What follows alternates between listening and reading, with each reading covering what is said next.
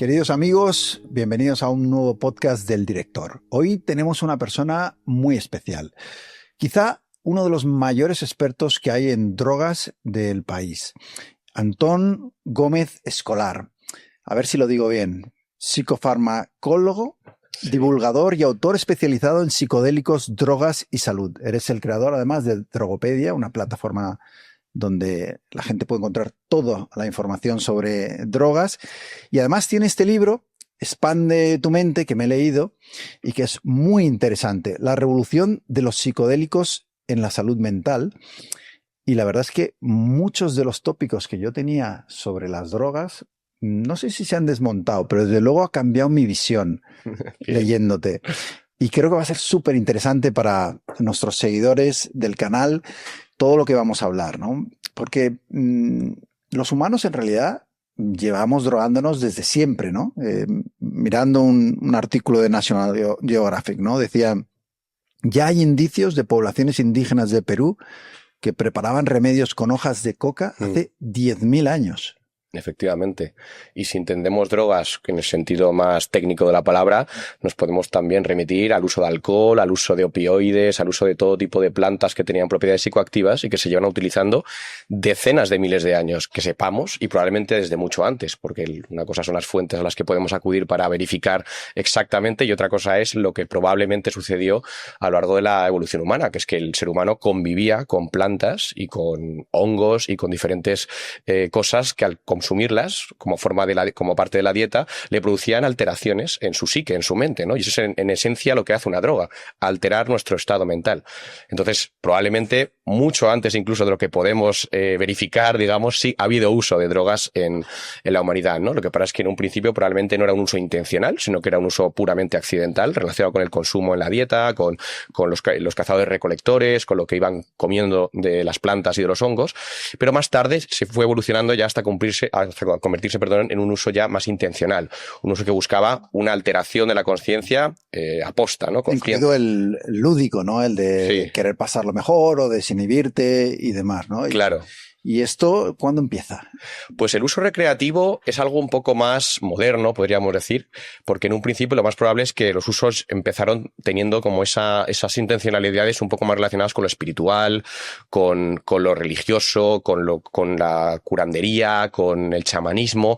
Pero es verdad que, bueno, también la conciencia un poco más de tipo lúdico humana se fue desarrollando también y eso, pues, las drogas encajaban muy bien ahí, ¿no? En esa desinhibición, esa socialización, esas cosas que en un principio eran muy comunales, ¿no? Y formaban parte de la tribu, del grupo, y que seguimos manteniendo de alguna forma en contextos generalmente sociales. Las drogas no siempre han tenido esa connotación tan negativa que tienen ahora, ¿no? Por ejemplo, el opio, ¿no? En el continente asiático, donde yo fui corresponsal muchos años, el opio fue algo normal. La gente quedaba, pues lo mismo que hoy quedan para tomar una caña, para fumar.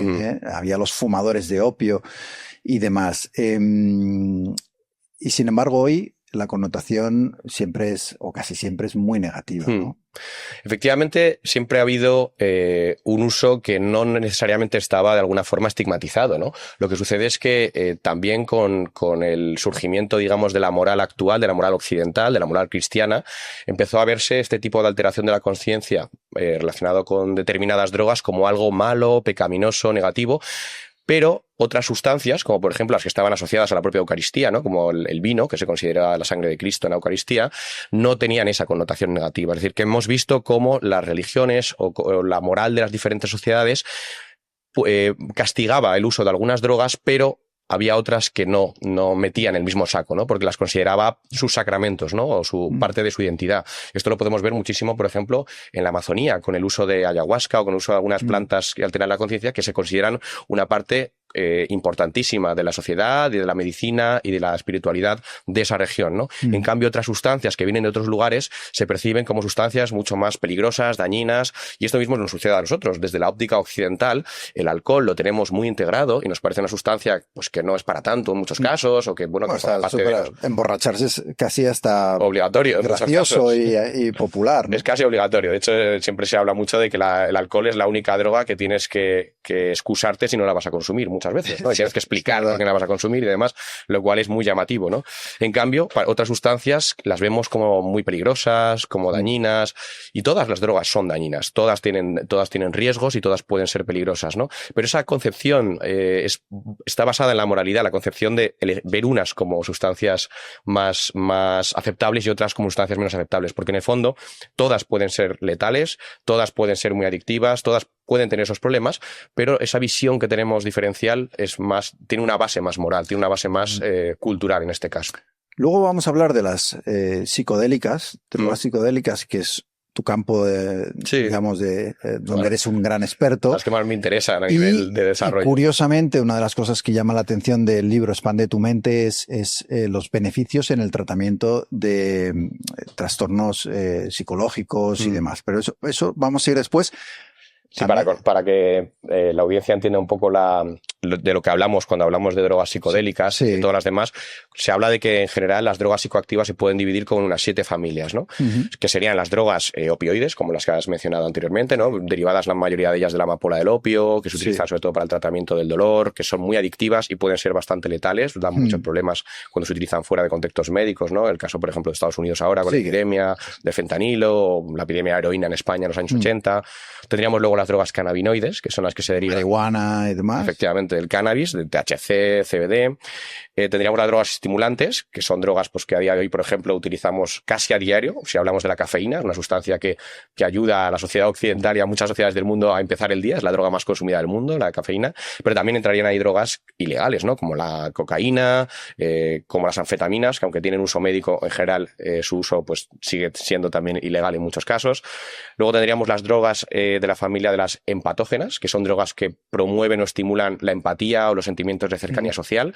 La más famosa de todas ellas es la MDMA, también conocida como éxtasis, una droga que se utiliza mucho en contextos de ocio y que cada vez más se está utilizando también en contextos de trabajo terapéutico para facilitar, curar trastornos relacionados con los traumas psicológicos en las personas, ¿no? El estrés postraumático, llamado así. Luego estarían las drogas psicodélicas, que son las drogas alucinógenas, para que nos entendamos, que se han conocido toda la vida como drogas que inducen estados de alucinaciones, de visiones, de cambios muy potentes a nivel cognitivo, a nivel emocional. Las drogas disociativas, como por ejemplo la ketamina, que se utiliza mucho en cirugía para anestesiar, para hacer que la persona no sienta dolor. De hecho, se desarrollaron muchas de ellas en el contexto de la guerra de Vietnam para intentar facilitar el tratar el dolor de soldados en el campo de batalla.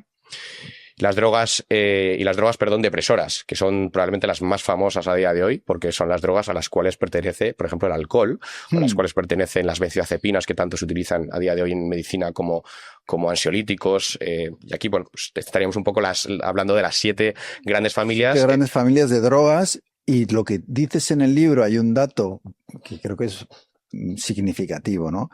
El 80% de las personas tomamos alguna de estas drogas. Sí, lo que pasa es que la mayoría no las identificamos como drogas. Creemos que, bueno, es una cosa que no es... El alcohol, como has mencionado. La cafeína. ¿El tabaco sería una droga? Sí, la nicotina sería una droga porque tiene las características que tiene que tener una droga. Es decir, una sustancia que cuando la introduces en el organismo actúa sobre receptores que tenemos en el sistema nervioso central, o sea, en el cerebro, y son capaces de producir cambios en nuestra psique, ¿no? En el caso del tabaco, la nicotina es una droga estimulante. Lo que pasa es que es verdad que es un estimulante un poco especial porque actúa de manera ligeramente diferente a cómo actúan los estimulantes más convencionales como la cocaína o la cafeína, pero el efecto que produce es un efecto de estimulación ligera, que luego a la larga se puede convertir incluso en un efecto contrario, porque para mucha gente cuando ya tiene una cierta adicción, el tabaco les produce una relajación y puede tener que ver con el hecho de que ya han adquirido, digamos, una habituación a la sustancia que les genera como un bienestar el estar consumiéndola cuando la necesitan, ¿no? Pero realmente es un estimulante. Luego hablaremos de cuáles son las más adictivas, las menos, aunque creo que también depende un poco de la personalidad de cada uno. Hay muchas variables, pero algunos somos más adictivos, otros menos, dependiendo de muchos factores. Repasando un poco la cocaína, por ejemplo, ¿no? Impresiona que España sea el país de Europa que más consume cocaína. Sí, es un país en el que hay mucho consumo y también hay mucho tráfico de cargamentos de cocaína que van a otras regiones de Europa, ¿no? Es decir, que no solo es lo que España consume, que consume mucho, sino que además hay que sumar todo lo que transita por España en muchos casos, ¿no? Como sucede también con otras drogas como el hachís o las drogas cannabinoides, que también tienen un gran consumo en España y un gran tránsito hacia otras rutas o hacia otros países europeos. Yo recuerdo cuando era joven un anuncio antidroga en el cual la mayoría de los que nos están viendo no saben, no lo habrán visto. Joder, has acertado, macho. El del gusano fue angustioso para mi generación, ¿no? Era un gusano que se iba metiendo en tu nariz y al final se colaba y te carcomía el cerebro, ¿no? Y era un poco un intento de reflejar cómo la cocaína podía destruirte, ¿no? No sé hasta qué punto ese tipo de anuncio se ajusta a la realidad, lo consideras alarmista o qué efecto tiene realmente la cocaína en quienes la toman. La cocaína es un estimulante muy potente, es un estimulante además muy adictivo y además bastante tóxico, fundamentalmente a nivel cardiovascular, es bastante cardiotóxico, daña todo lo que es el tejido muscular del corazón y además dificulta la irrigación sanguínea porque es un potente vasoconstrictor que tiene además acción sobre lo que es la conductancia eléctrica del corazón, o sea que tiene muchos problemas esta sustancia, muchos riesgos, pero el problema es que cuando enfocamos el consumo de drogas únicamente desde ópticas relacionadas con el enorme daño que pueden producir cuando se utilizan de una forma descontrolada o si fuera de un contexto médico, se tiende a generar un efecto muchas veces que no es el esperado por este tipo de campañas preventivas, ¿no? Es decir, todos estamos de acuerdo en que el consumo de cocaína es peligroso y puede ser muy dañino para las personas, pero el problema es que este tipo de campañas tienden a producir mucha estigmatización de los consumidores, tienden a producir que el consumo se vuelva todavía más invisible de cara a la salud pública, es decir, que haya más dificultad para que las personas que tienen problemas con estas sustancias acudan a los servicios en los cuales pueden tener un apoyo para intentar moderar ese consumo o eliminarlo. Y esto, pues, con el tiempo lo que ha llevado es a que las campañas de drogas hayan cambiado. Ya no estamos en ese tipo de campañas que teníamos. No están intentando asustar a la gente, digamos. Aunque en alguna región, en Madrid concretamente, ahora estamos teniendo un poquito de regreso. Volviendo un poco a eso, ¿no? Pero bueno, eso tiene que ver también con que las drogas, desgraciadamente, también tienen un carácter político muchas veces, ¿no? Y se utilizan desde una óptica, a lo mejor no tanto de la salud pública, como desde la política en muchos casos. En Estados Unidos hubo hace poco, no tanto como este anuncio del gusano metiéndose por tu nariz, pero sí que hubo un anuncio que a mí me impresionó mucho y es con la epidemia de los opiáceos, casi 100.000 muertos al año. Sí. Sacaban las imágenes de jóvenes antes y después de haber caído en la adicción. Al fentanilo y demás. Y era impresionante porque veías el deterioro brutal. ¿Tú crees que eso no tiene un efecto preventivo? Es que no funciona, o sea, la cosa es probar este tipo de campañas, ver si funcionan, evaluar. Desgraciadamente, muchas de estas campañas no tienen luego unos buenos programas de evaluación que decidan si han sido eficaces o no, ¿no? Muchas veces se hacen, como mencionaba anteriormente, con una intencionalidad más bien política, ¿no? Con la intencionalidad de mostrar que el candidato o la persona que está gobernando se lo toma muy en serio o quiere ir muy duro contra estas sustancias, pero luego lo que sucede en la realidad no suele ser que esto funcione y que produzca una mejora o una reducción tanto en el consumo como en los daños producidos por las sustancias, ¿no? Muchas veces las campañas que tienen como base la información y que tienen como base el desestigmatizar para hacer más accesible a los servicios de salud pública este tipo de problemáticas hacen que funcione mucho mejor el alcance real de la campaña, aunque es verdad que desde el punto de vista social o político se puede percibir como que no están siendo tan duros con este tipo de sustancias, ¿no? Yo me acordé del anuncio del gusano porque el otro día vi un vídeo de la hija de Michael Jackson mostrando cómo se había quedado sin tabique nasal, no tenía tabique nasal. Y estaba totalmente destrozado y estaba dando como un discurso en contra de la cocaína. Por cierto, hemos traído una bolsa con muchas sorpresas para la gente. Y todas legales, quiero aclarar. Sí, a ver si nos va a entrar la policía y vamos a acabar en el calabozo. Todo legal. Solamente quería... Pero has empezado y ya tienes algo en la mano. ¿Qué es? A colación de lo que mencionabas, de la epidemia de sustancias opioides en Estados Unidos, que efectivamente se está llevando la vida de casi 100.000 personas al año, he traído una de las cosas que precisamente mejor están funcionando en este tipo de situaciones, ¿no? Y es una cosa que antiguamente se percibía como algo muy mal visto, que no se le daba cabida, pero a día de hoy está salvando muchísimas vidas, ¿no? Y es la naloxona, que es el antídoto contra las drogas opioides de todo tipo. Funciona contra la morfina, funciona contra el fentanilo, funciona contra la heroína, porque es una sustancia que bloquea la acción de la sustancia y permite que una persona que está sufriendo una sobredosis pueda revertir la sobredosis y recuperar la capacidad de respirar y de sanarse, ¿no? De perder esa sobredosis en la cual estaba pues entrando y que podría ser ¿Qué letal. efectividad tiene? O sea, es decir, si alguien está es muy eficaz. En una sobredosis. Funciona súper bien. O sea, permite, salva la vida de esas. Entre comillas, no resucitar, obviamente, pero sí que permite que una persona que está a punto de morir por depresión respiratoria, que es la muerte habitual relacionada con las drogas opioides, porque el cuerpo dejas de respirar a dosis muy altas, con esta sustancia se corta esa sobredosis, porque esta sustancia lo que hace es bloquear la acción de esta droga en el neuroreceptor, en el receptor de las neuronas en el cual actúan, ¿no? Que son los receptores opioides. Y esto, al bloquear los receptores opioides, hace que la persona pase de estar en una sobredosis a estar automáticamente en un mono, como si llevase sin consumir un par de semanas, ¿no? De hecho, mucha gente, cuando la resucitan, entre comillas, cuando cortan esa sobredosis, vuelven muy cabreados porque les han, digamos, su estado en ese momento era un estado de gran placer y de encontrarse muy bien, y de golpe están en un mono muy desagradable, ¿no? Aunque les ha salvado la vida, pero bueno, que esto desde la óptica de la persona en ese momento no se percibe igual de la misma manera, ¿no? Pero esta sustancia es un ejemplo muy bueno de lo que se llama la reducción de daños. La reducción de daños es una política de drogas diferente a la política más centrada en el miedo que mencionabas anteriormente, y es una política en la cual se entiende pues que los consumos de drogas se producen en la humanidad desde hace mucho tiempo, y que hay personas que van a decidir consumir drogas independientemente de toda la prevención que se haga con ellas o de toda la información que se les dé, ¿no? Entonces se busca que los consumos de drogas sean lo menos dañinos posibles para esas personas. Pero estas políticas no son políticas, por ejemplo, que sean tampoco una cosa muy moderna. Es decir, con el alcohol, por ejemplo, hemos aplicado la reducción de daños de toda la vida. O sea, cuando una persona bebe agua entre copas de alcohol para tener menos resaca al día siguiente, cuando una persona intenta comer antes de beber alcohol para que no le haga tanto efecto el alcohol y no le produzca tanta borrachera, eso son todo medidas de reducción de daños, ¿no? Es decir, se acepta que el consumo de drogas existe y que puede haber formas de reducir ese daño.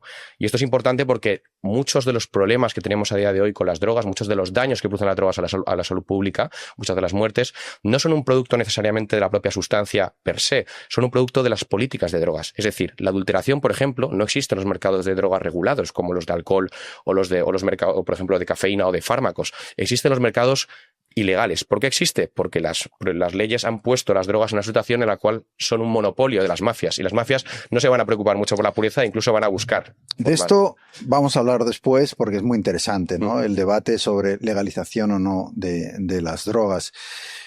Por acabar un poco con el tema de la cocaína, que fue la droga de los tiburones financieros en el Nueva York de los 80 y Lobo de Wall Street, cuando ves la película, pues está esnifando en el trasero de un amante. Es constante en esa película. En España un 14% de la población dice haberla probado, pero hay una falsa sensación un poco, o creo yo que es falsa, de que no es tan peligrosa a lo mejor como otras, como la heroína o lo que acabamos de hablar, ¿no? Del fentanilo y demás. Yo voy a decir que tuve un amigo en la facultad que murió después de una noche en la que había consumido cocaína. Y claro, cuando te he escuchado hablar de los problemas cardiorrespiratorios que puede provocar, sobre todo, sí. Cardiovasculares, ¿no? Enseguida he pensado, pues, a lo mejor es eso, ¿no? Lo que ocurrió. Sí, es la mayoría de la gente que muere por consumo de cocaína tiene que ver o bien porque ha tenido una sobredosis y eso le ha producido un infarto, o bien porque se le ha producido a lo mejor una taquicardia, más que una taquicardia, una arritmia, porque en realidad el problema de la cocaína, insisto, es que a nivel del corazón tiene diferentes acciones que son muy perniciosas, ¿no? A nivel de dificultar la irrigación sanguínea y la propia oxigenación del tejido cardíaco, muchas veces descontrolar el corazón, pierde esa ritmicidad y se produce una arritmia, y eso puede ser muy peligroso. Se pueden producir problemas derivados de esa arritmia que luego puedan llevar a que la persona pues, sufra un infarto o tenga alguna otra problemática, incluso una ruptura, por ejemplo, de un vaso sanguíneo a nivel cerebral, un accidente cerebrovascular, que puede ser un tanto isquémico como una rotura del vaso, que puede producirle un problema ya mucho más de los famosos infartos cerebrales, ¿no? Que en el fondo, desgraciadamente, con la cocaína, pues son una cosa que puede suceder. Es decir, que hay muchos problemas. Es una de las sustancias, yo diría, de la cocaína, dentro de las drogas recreativas, digamos, las drogas que se utilizan en espacios de ocio, es probablemente la más peligrosa. No estoy incluyendo aquí los opioides, porque los opioides no se suelen utilizar en espacios de ocio. Son drogas más relacionadas con la marginalidad, con situaciones de problemática social, con personas que quieren evadirse, digamos, de sus problemas o de una situación dramática o del dolor físico o emocional que puedan tener. Y sin embargo, los titulares son siempre de sobredosis por heroína o sí, por porque cosas. No se conoce mucha información sobre... La cocaína es una droga que, afortunadamente, a día de hoy, las dosis en las que se consume no suele ser tan letal. Es más bien problemática a nivel, a lo mejor, de adicción, por ejemplo, sí, ¿no? Pero es totalmente posible que se produzca una sobredosis o incluso una muerte por cocaína, no relacionada con una sobredosis, sino simplemente con un evento cardiovascular, ¿no? Que es lo que mencionábamos antes. Es de estas drogas un poco que me da la sensación de que uno piensa que las va a controlar y termina controlándote a ti.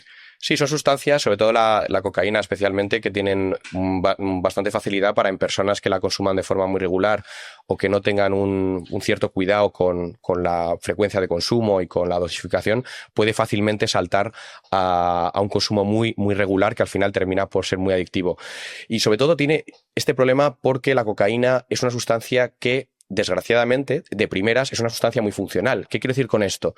Que una persona, por ejemplo, que quiera estar más concentrada en el trabajo, que quiera rendir más, que quiera estar más pendiente a lo mejor en diferentes situaciones sociales, que quiera estar como más vivo en general, sí que en un principio hace ese efecto. Entonces la persona empieza a utilizarla no solo ya en las fiestas, no solo recreativo, sino para trabajar. Claro, para efectivamente. estar... Y ahí es cuando nuevamente empieza a saltar ya al consumo más problemático, ¿no? Cuando la persona ya no es una cosa como de una vez de vez en cuando, sino que ya es una cosa de, oye, pues hoy me he levantado cansado, voy a tomar coca porque quiero estar muy concentrado y demás. Todo eso es lo que al final va haciendo que se rompa esa barrera que mantiene la cocaína solamente en momentos puntuales y la convierte en una cosa más problemática, ¿no? Las drogas funcionales suelen ser drogas que muchas veces tienen esa facilidad para convertirse en drogas mucho más problemáticas. Si, por ejemplo, nos vamos al lugar opuesto, la MDMA, ¿no? El éxtasis, es una sustancia que es muy poco funcional, es muy útil a nivel de sentirse bien y de pasárselo bien en una fiesta, pero no tiene ninguna utilidad en el espacio del trabajo, no tiene ninguna utilidad en otro tipo de ambientes. Y eso hace que sea una sustancia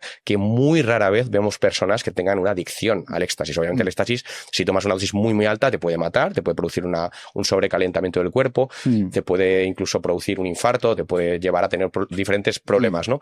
Pero es verdad que es mucho menos común. Y es mucho menos común también su consumo muy regular porque no tienen esa utilidad que sí puede tener la cocaína en el día a día, digamos, ¿no? Marihuana. Los estudios dicen que los jóvenes están bebiendo menos alcohol, pero fumando más marihuana. ¿Es esto bueno o malo? O sea, porque claro, siempre hay un debate sobre qué es peor, ¿no? Y yo lo escucho mucho esto, ¿no? Bueno, pero es que la marihuana es menos perjudicial que el alcohol. Esto es un debate que llevo 30 años escuchándolo. A ver, la marihuana tiene riesgos diferentes a los del alcohol. Es decir, que digamos que no daña de la misma forma que daña el alcohol. Todas las drogas, todas, absolutamente, ya sean legales, ilegales o de uso médico, todas tienen riesgos y todas pueden producir daños, incluso llegar a matar, o por lo menos la mayoría, ¿no? De forma, depende también de la magnitud de dosis que se consuma y demás, ¿no? Pero la mayoría de las drogas tienen ese tipo de riesgos y esas problemáticas, ¿no? Lo que sucede es que en el caso del cannabis las problemáticas son diferentes, afectan a poblaciones diferentes y además tienen una forma de visibilizarse, muy diferente. Así como el alcohol es una sustancia muy adictiva y que también tiene pues un margen de letalidad alto relacionado con daños hepáticos y también con lo que es una sobredosis, o sea, un coma etílico, por ejemplo. En el caso del cannabis no hay tanta letalidad. De hecho, es una sustancia que muy rara vez puede matar a alguien. Es muy difícil que se produzca una muerte por cannabis, ¿no? Luego también es una sustancia que el margen puede ser muy adictiva, pero su adicción es diferente a la del alcohol. El alcohol tiene una adicción mucho más dura, tanto en cuanto que si abandonas la adicción, si abandonas el consumo de golpe, puede producirte un cuadro que se llama delirium tremens, que puede ser letal, ¿no? ¿El síndrome de abstinencia? Sí, que puede ser letal porque es realmente potente para el cuerpo ese efecto, ¿no? En cambio, el cannabis no tiene ese problema tampoco. Es una sustancia que sí que tiene un margen de adictividad y de hecho mucha gente es adicta al cannabis en tanto en cuanto que lo consume prácticamente todos los días para poder dormir y si lo deja va a tener problemas de insomnio y demás, pero digamos que no tiene esa dureza para el cuerpo que sí que tiene el alcohol. Es mucho más liviana para el cuerpo. Ahora bien, tiene problemas a nivel cognitivo, a nivel sobre todo psicológico, que son importantes y que hay que tener en cuenta. El cannabis, sobre todo en personas muy jóvenes y desgraciadamente es precisamente la población que más tendente es a consumirla, puede producir problemas relacionados con la manifestación de episodios o de trastornos Psicótico. que puedan estar latentes. Todavía no está muy claro si realmente puede producir, digamos, esa psicosis en una persona que no tenga esa predisposición, pero lo que sí que está claro es que en personas que tienen esa predisposición, que no saben si la tienen, sobre todo si son muy jóvenes, puede producir que se manifieste o que tengan lo que se llama un debut, o sea, un primer episodio psicótico que pues puede dar muchos problemas, sobre todo porque cuanto antes se manifieste la psicosis en una persona, peor va a ser el impacto que va a tener en su vida. No es lo mismo que tú tengas un episodio psicótico cuando ya tienes una carrera terminada, un trabajo estable y demás, que cuando estás todavía en el instituto y todavía tienes mucho por delante para formarte y demás, y te puede llevar a tener muchos problemas a la larga, ¿no? Es verdad que son magnitudes de daño diferentes. El alcohol en general es mucho más dura para el cuerpo, como he mencionado anteriormente, y el cannabis va mucho más a la cabeza. Cerebro. Pero algo muy importante que hay que tener en cuenta es que las drogas no afectan igual a todo el mundo y no afectan igual en todo tipo de contextos. ¿Y qué quiero decir con esto? Que los riesgos de las drogas, de los que estamos hablando ahora, no solo dependen de la sustancia, dependen también de la persona y dependen del contexto. Esto se llama triángulo de Zimmer, que es el modelo de estudio de los daños de las drogas. Y es muy importante porque, así como hablamos del cannabis en personas muy jóvenes siendo muy problemático, el cannabis también se puede utilizar en medicina para tratar algunas condiciones en personas normalmente adultas y de forma muy controlada a nivel médico. En un contexto de hecho, se está recetando se está recetando en España. Hace poco se ha aprobado su uso médico de forma todavía muy restrictiva, pero bueno, puede tener mucho valor en determinadas personas en determinadas condiciones. Lo que sucede es que a nivel social muchas veces cuando hablamos del uso médico de las drogas, la gente se lleva el mensaje a casa de, bueno, si esta droga es medicinal, quiere decir que ella es medicinal para todo el mundo, ¿no? Y eso es una falacia y un error muy grande. Las drogas pueden ser terapéuticas y pueden ser tremendamente útiles en determinadas personas, en determinados contextos, pero eso no quiere decir que se extrapole a toda la población de todo tipo de me duele la contextos. cabeza, me fumo un porro. No. Claro, pues no tiene por qué funcionar así, ¿no? De hecho, el fentanilo, sin ir más lejos, esta sustancia tan adictiva y tan letal para tantas personas, es a la vez una de las sustancias más importantes en el ámbito médico para el tratamiento del dolor oncológico, dolores muy, muy graves, dolores ya de personas que están en fase terminal, que sin esta sustancia no tendrían la calidad de vida que pueden tener en situaciones de mucho dolor físico, ¿no? De hecho, a día de hoy, si cortásemos, digamos, el suministro de drogas opioides a los hospitales, tendríamos un problema muy grave, porque mucha gente estaría sin eso se sufriría muchísimo, ¿no? Es decir, que tenemos ese doble filo que tienen todas las drogas, ¿no? Que tienen, por un lado, todos esos riesgos cuando se utilizan, sobre todo, sin conocimiento, fuera de contextos controlados, pero por otro lado tenemos un enorme potencial médico en diferentes, casi todas las drogas que conocemos tienen utilidad médica en algunos contextos determinados, ¿no? Yo aquí hablo un poco de mi experiencia en mi entorno, de gente que fumó mucho marihuana y que yo con los años sí que percibí que habían perdido facultades.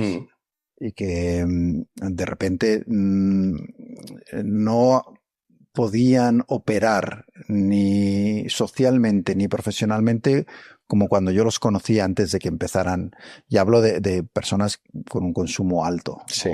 No sé si eso es así. O sea, sí, el consumo alto de cannabis y sobre todo desde edades muy tempranas, desde gente muy joven, fundamentalmente cuando todavía está en un proceso de formación del cerebro, no está todavía, digamos, madurado el cerebro. Que por cierto se completa creo a los 24 años, ¿puede ser el cerebro? Sí, aproximadamente realmente el cerebro no termina de hacerse nunca. O sea, Nunca. El cerebro está evolucionando a lo largo de toda la vida. De hecho, tenemos procesos de neuroplasticidad, esos procesos de cambios de redes neuronales que se producen durante toda la vida, gracias a lo cual pues podemos aprender a lo largo de toda la vida, gracias a lo cual yo me puedo acordar de lo que hice ayer, porque mi cerebro no es un cristal, sino que va modificándose, ¿no? Pero digamos que los grandes procesos de maduración cognitiva, de maduración neuronal, tienden a estabilizarse en torno a los 25, 24 años, efectivamente. Es un poco más o menos cuando tal. O sea, el consumir antes de esa edad es más perjudicial que hacerlo El consumo de después. cualquier droga antes del final del proceso de maduración del cerebro se entiende que puede ser perjudicial. Más perjudicial, digamos, que en una persona ya pasada esa edad.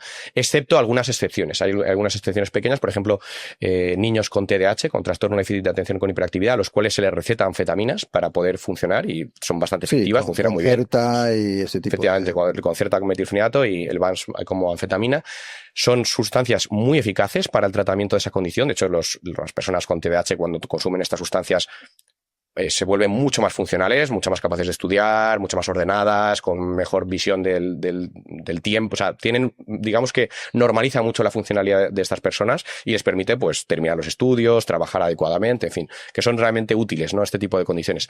Pues este tipo de sustancias, en niños muy jóvenes, hay mucha investigación que apunta a que puede ayudar incluso a normalizar el funcionamiento neuronal después de haber dejado la sustancia. Quiere decir que si una persona muy joven se las pone a estos tratamientos, puede incluso hacer que en edades adultas ya no haga falta que lo sigan consumiendo, ¿no?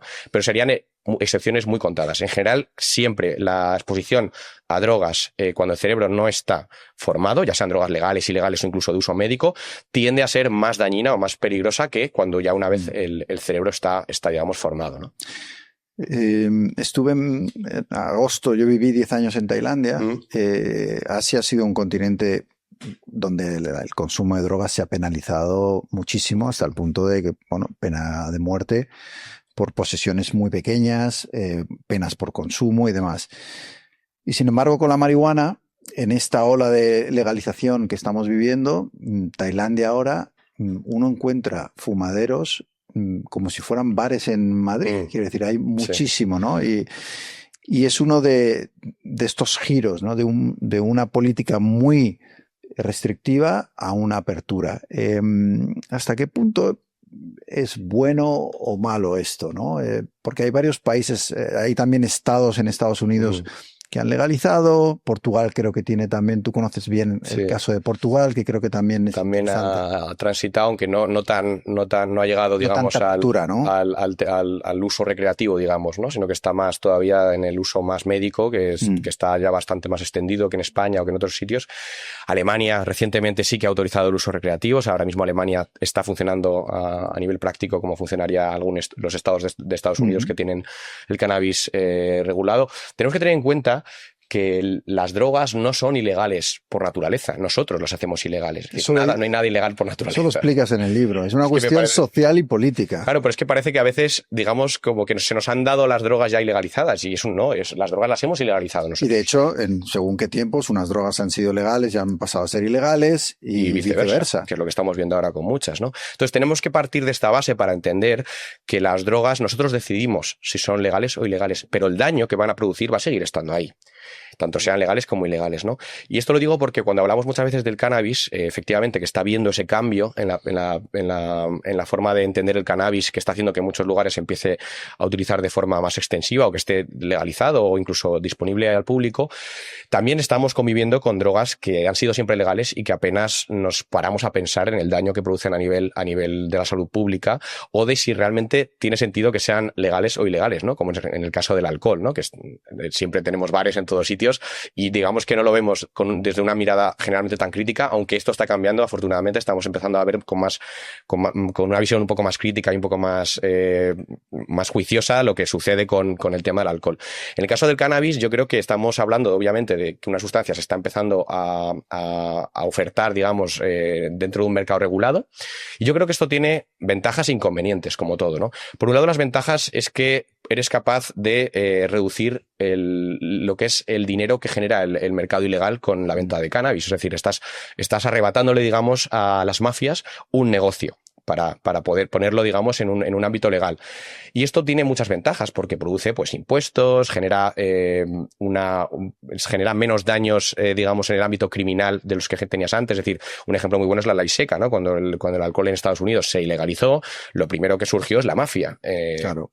Porque es un negocio muy lucrativo. Luego surgieron pues todos los problemas que vienen con la mafia, ¿no? La criminalidad, los atentados, y luego todos los problemas de salud pública derivados del uso en el ámbito ilegal, como son, por ejemplo, la adulteración. Por ejemplo, en el caso del alcohol, la famosa adulteración con alcohol metílico por malas destilaciones que producían que la gente se quedase ciega y ese tipo de cosas, ¿no?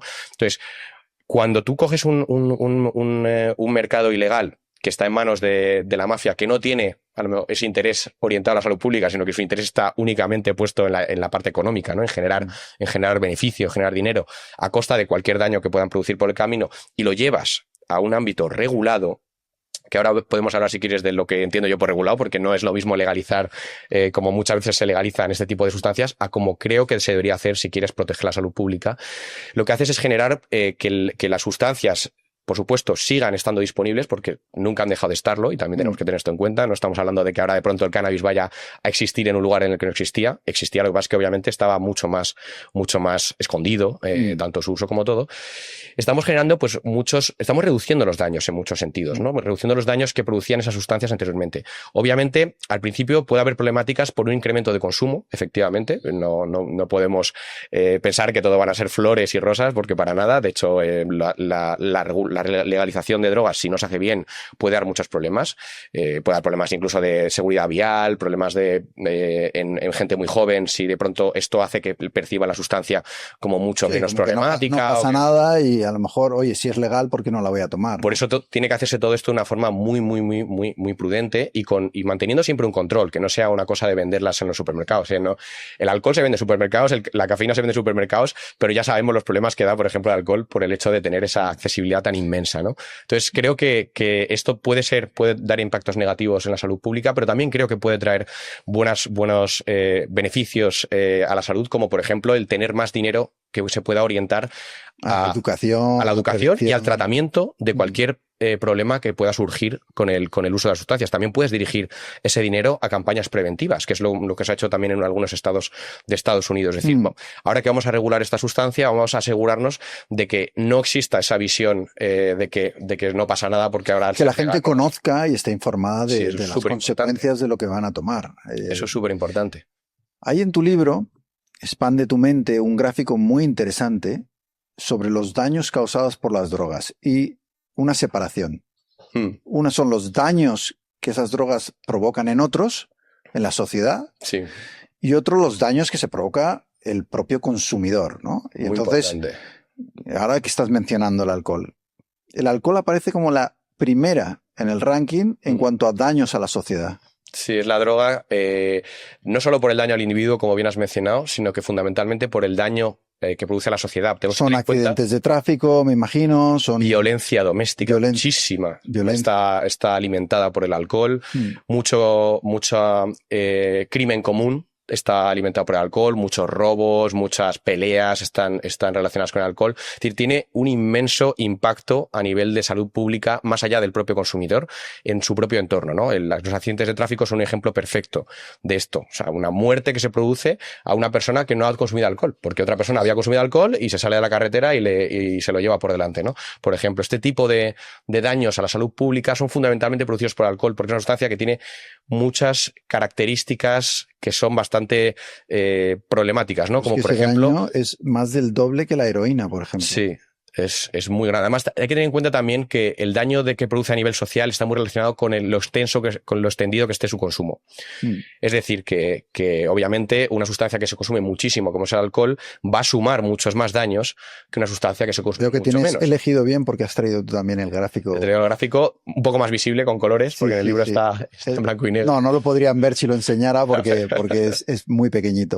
Pero bueno, es importante que tengamos en cuenta que cuando hablamos de drogas, que todo el mundo se le va obviamente la cabeza a la cocaína, a la heroína, a las drogas como más paradigmáticas en lo que entendemos como drogas dañinas, sin duda alguna la droga que más impacto tiene en la salud pública en todo el mundo es el alcohol, la más dañina. El alcohol y el tabaco, que aquí no aparece el tabaco porque es fundamentalmente daño al individuo, aunque hay algo de daño también a los demás en el consumo en lo que es el humo de segunda mano que llaman, pero en realidad la sustancia que más mata en el mundo es el tabaco, con 6,6 millones de muertos al año.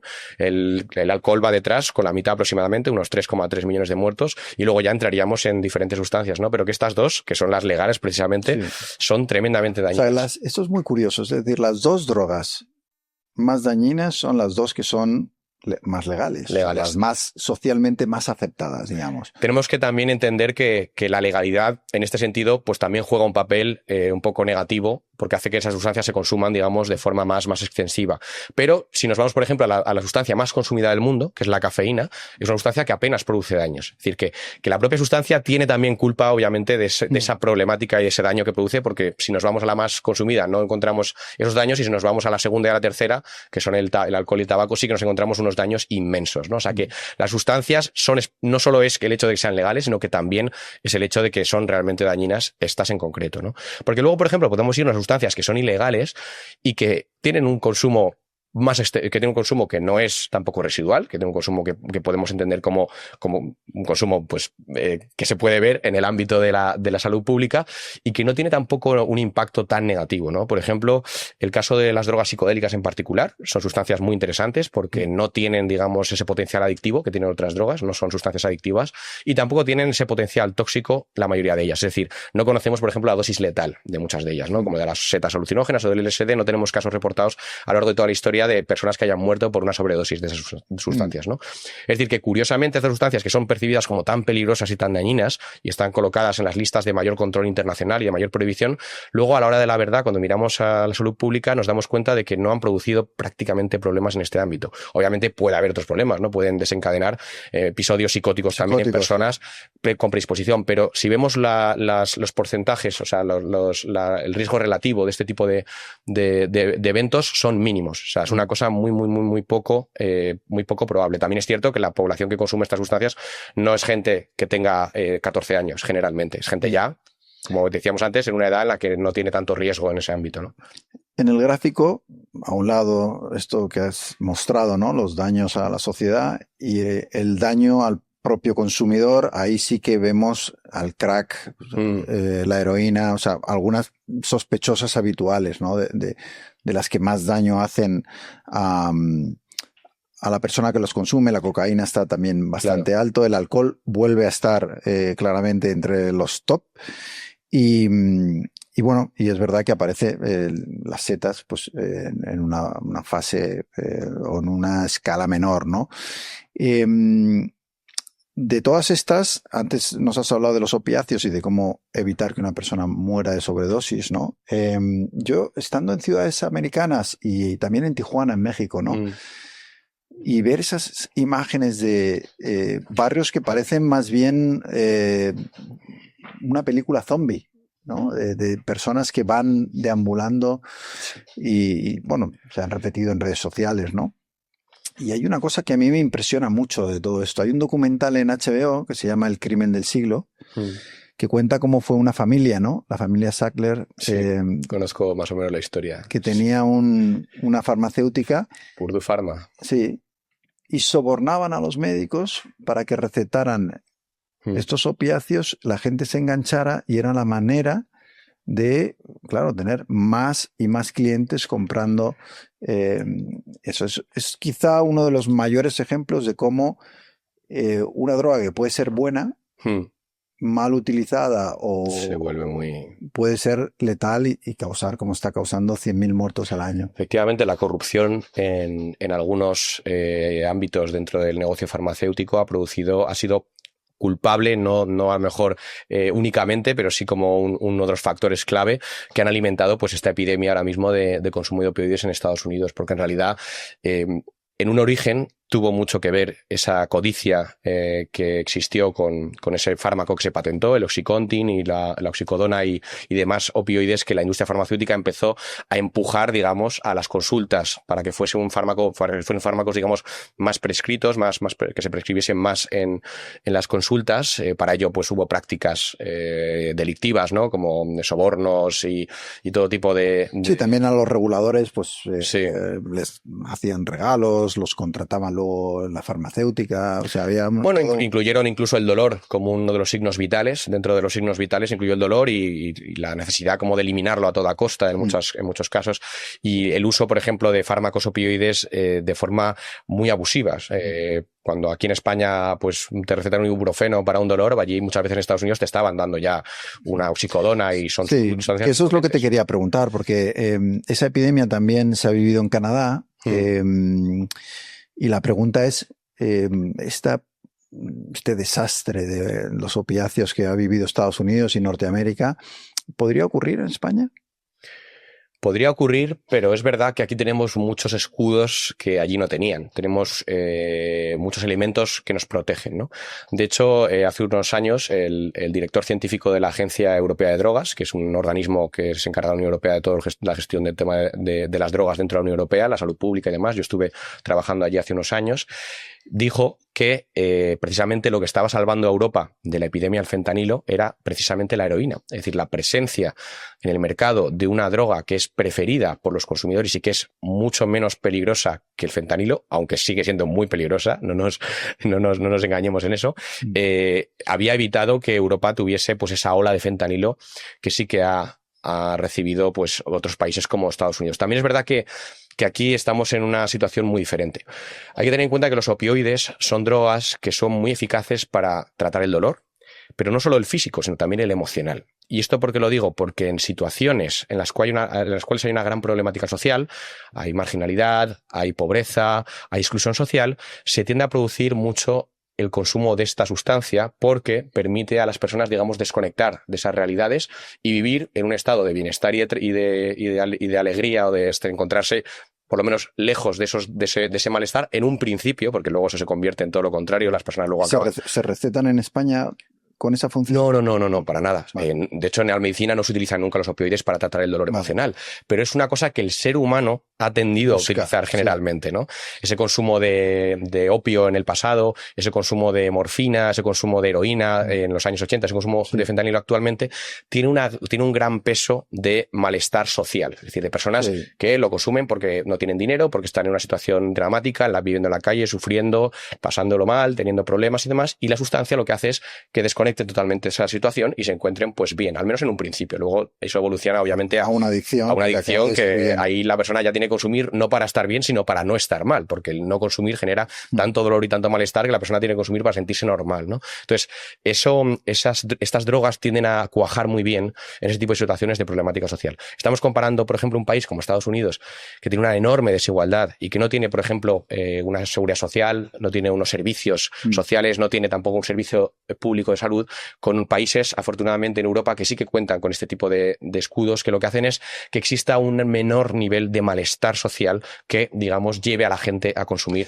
este tipo de drogas. Claro, la epidemia de fentanilo tiene una razón en, por supuesto, lo que hemos hablado de corrupción, de una farmacéutica que empujó, ¿no?, para que la gente se enganchara, pero también de unos problemas sociales que hay siempre detrás del consumo de estas sustancias, bueno, de gente que se siente perdida o que por razones las que sean terminan las drogas para evadirse de sus problemas. Hay que pensar que si las drogas se consumen es porque funcionan para algo. Es decir, la persona que empieza a consumir drogas no lo hace porque esté enganchada. Eso puede suceder más adelante. Pero el consumo de drogas siempre comienza porque la droga cumple una función para esa persona. Esa función puede ser la de desconectarla del dolor y para eso, pues, Físico o mental. Físico o mental, y para eso pues hay drogas que son muy eficaces y realmente funcionan bien. Otra cosa es que luego se convierten en un problema muy grande en sí mismas, ¿no? Pero en un principio la persona que empieza a consumir heroína para olvidarse, yo que sé, de un trauma, de que tenga un maltrato infantil o de que vive en la calle o cualquier cosa, pues al principio sí que le funciona para eso. ¿Qué pasa? Que más adelante se convierte en un problema porque son drogas, las opioides concretamente, con un potencial adictivo muy grande, ¿no? Pero es importante entender las causas de los consumos de drogas para poder entender cómo se pueden abordar este tipo de situaciones, ¿no? Por ejemplo, las personas que consumen drogas en espacios de ocio, en espacios recreativos, lo hacen porque la sustancia les hace sentirse mejor y pasárselo mejor y tener una experiencia mejor, ¿no? Que eso pueda ser más problemático o menos a largo plazo ya es algo que dependerá mucho de la persona, del contexto y demás. Sin ir más lejos, el alcohol es la droga recreativa más importante que tenemos. La consumimos prácticamente todos en contextos de ocio, pues como pueden ser festivales o fiestas o cenas con amigos o con familia, ¿no? Pero al final es muy importante entender esas causas, ¿no? En el caso de Estados Unidos se juntaron muchas cosas. No solo el tema de la industria farmacéutica, que fue muy importante, obviamente, pero es que también tenemos que tener en cuenta que cuando se produjo un intento de controlar esa problemática por parte de las agencias reguladoras, de la FDA, de la Food and Drug Administration de Estados Unidos, que digamos que cerró el grifo a los médicos, les dijo, oye, ya no podéis prescribir tanto estas drogas opioides o no las podéis prescribir para tantas cosas, solamente para cosas realmente importantes o graves, porque los opioides no se deberían nunca prescribir para cualquier dolor, precisamente por esas problemáticas. Cuando esto sucedió, muchas personas que ya tenían ese enganche físico muchas veces a la sustancia o incluso psicológico, empezaron a acudir al mercado negro para buscar esa sustancia. No la encontraban. ¿Y qué encontraban? Heroína, que es lo más parecido a la oxicodona que puedes encontrar en el mercado negro. La heroína se parece mucho a esta sustancia, ¿no? Y empezaron a comprar heroína. ¿Qué sucede? Que la heroína, como es una sustancia de origen natural, que parte de la morfina, de las amapolas papaver-somnífero, de las amapolas del opio, no se puede producir de forma infinita. Tienes que tener campos de amapolas suficientes. Y los cárteles no tenían suficiente acceso a heroína como para nutrir un mercado que estaba incrementando tanto la demanda. En ese contexto apareció el fentanilo. El fentanilo no el legal, sino el ilegal, es decir, fentanilo producido en laboratorios. En ningún caso la epidemia de fentanilo en Estados Unidos ha sido farmacias vendiendo fentanilo, sino que ese fentanilo era un adulterante de la heroína. ¿A qué voy con todo esto? Que la epidemia de fentanilo es un buen ejemplo de cómo la ilegalidad de las drogas y el tener las drogas en manos del crimen ha hecho que la problemática, que ya de por sí era grande, se haga todavía más grande. O sea que la ilegalización puede agravar el problema. Tiende a agravar los problemas relacionados con drogas. Por ejemplo, en este caso en particular, lo que encontraron es que, claro, como el fentanilo es cientos de veces más potente que la morfina y a lo mejor unas 50 veces más potente que la heroína, si tú coges un poco de fentanilo y lo diluyes en 50 partes, es decir, lo mezclas con azúcar o con cualquier sustancia, digamos, inerte, creas una sustancia que es muy parecida a la heroína en cuanto a potencia, pero puede ser más adictiva, incluso puede llegar a ser más peligrosa si te equivocas, obviamente, en la dosificación. Y esta sustancia es la que se empezó a vender en Estados Unidos como si fuese heroína. Es decir, que los consumidores que estaban comprando no sabían que estaban tomando fentanilo, pensaban que estaban tomando heroína. Y al final acabaron con esas problemáticas mucho mayores que las que habrían tenido con la heroína, porque el mercado estaba controlado por una mafia que lo que buscaba era el beneficio económico. Obviamente, si tú eres un grupo criminal y tienes la posibilidad de meter un contenedor, por ejemplo, en un puerto de Estados Unidos, ¿qué vas a preferir? ¿Meter un contenedor que contiene, yo qué sé, 5.000 o 50 millones de dosis de fentanilo, o meter uno que contiene 50 billones de dosis, 50 millones de dosis de heroína, o uno que contiene 50 billones de dosis de fentanilo? Es decir, que uno de los problemas que tiene la ilegalización de las drogas, o el que estén las drogas en manos del crimen, es que las drogas más potentes y más adictivas tienden a acabar siendo más populares porque benefician más a quienes las trafican. Una lancha, por ejemplo, que cruza el estrecho puede elegir entre llevar marihuana en flor o llevar hachís. El hachís es mucho más rentable porque en menos espacio tienes más peso y más dosis, por tanto puedes vender más luego al cruzar. Entonces, estos mercados actuales criminales de drogas tienden a primar al final las drogas más potentes porque son las que más beneficio les dan. Pueden meter más dosis en menos espacio y esto hace que, por ejemplo, durante la ley seca en Estados Unidos desapareciese la cerveza. La mafia no metía cerveza en Estados Unidos, preferían meter un barril de licor. Era más rentable. Que iban a vender muchas más dosis que vender un barril de cerveza que al final final, con que pongas ya 4 o 5 pintas, ya te has quedado sin barril. En cambio, con el barril de licor podías vender muchas más dosis. Es decir, que los mercados no regulados o los mercados ilegales de drogas que actualmente hay tienden siempre a primar esas drogas para hacerlas todavía más potentes y de esa forma tener más rentabilidad, ¿no? Por ejemplo, esto pasa mucho también con el cannabis. El cannabis es cada vez más potente, se busca potenciar todo esto y esto, bueno, pues son fenómenos que generalmente suelen ir asociados precisamente a esta ilegalidad de la sustancia, ¿no? Es verdad, lo del cannabis, que hay más brotes psicóticos en parte porque son más potentes. Son más potentes, ¿no? Y esto ha pasado, bueno, insisto, la epidemia de fentanilo es un buen ejemplo de los consumidores prefieren heroína, pero al final acaban engancharse al fentanilo porque el mercado criminal ha visto que el fentanilo es mucho más rentable que la heroína. Lo pueden producir a expuertas porque es sintética, el fentanilo se puede hacer sin necesidad de campos de amapolas y además en un espacio muy pequeño, en un volumen muy pequeñito, puedes tener millones de dosis que no tendrías si fuese heroína. Lo que pasa es que, y teniendo en cuenta que España está un poco más protegido, a mí lo que me sorprende es que el conocimiento del peligro que tiene el fentanilo es evidente, está en todos los medios, los datos de miles de muertos, las imágenes que yo describía antes, que casi todo el mundo ha visto de fantasmas, ¿no? De zombies deambulando por las ciudades. Entonces, se me hace muy difícil creer que alguien que vea eso y con el conocimiento que hay hoy y la información que tenemos sobre lo peligrosa que es esa droga, siga cayendo tanta gente.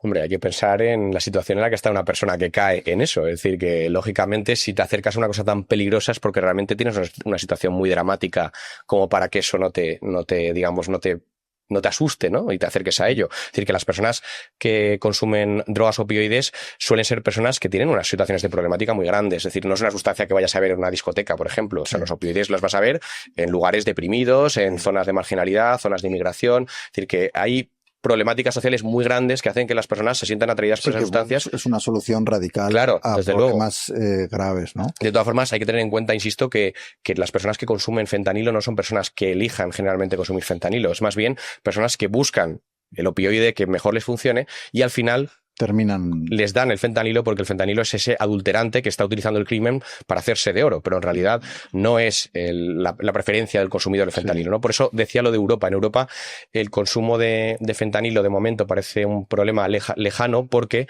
el mercado de momento está bien abastecido de heroína, que es la preferencia principal de las personas, no por decir obviamente que la heroína no sea peligrosa, que es muy peligrosa, pero es mucho menos peligrosa que el fentanilo y mucho menos dañino, ¿no? El director científico de la Agencia Europea de Drogas, Paul Griffiths, dijo esto porque es verdad que una de las cosas que hacía que Europa no tuviese ese consumo de fentanilo es que de momento había heroína disponible y de momento los consumidores preferían la heroína, los consumidores en esa situación. ¿Qué pasa? Que esto no va a ser siempre así, porque en los últimos años ha habido un descenso del cultivo de amapola de opio en Afganistán de en torno al 90%, lo cual va a producir casi seguro una escasez de heroína en Europa. Y esto puede hacer que entren opioides sintéticos de alta potencia como el fentanilo, pero yo creo que va a entrar los nuevos fentanilos que son todavía más potentes que el fentanilo, que son los nitacenos, que es una nueva familia de drogas opioides. Nitaceos. Nitacenos.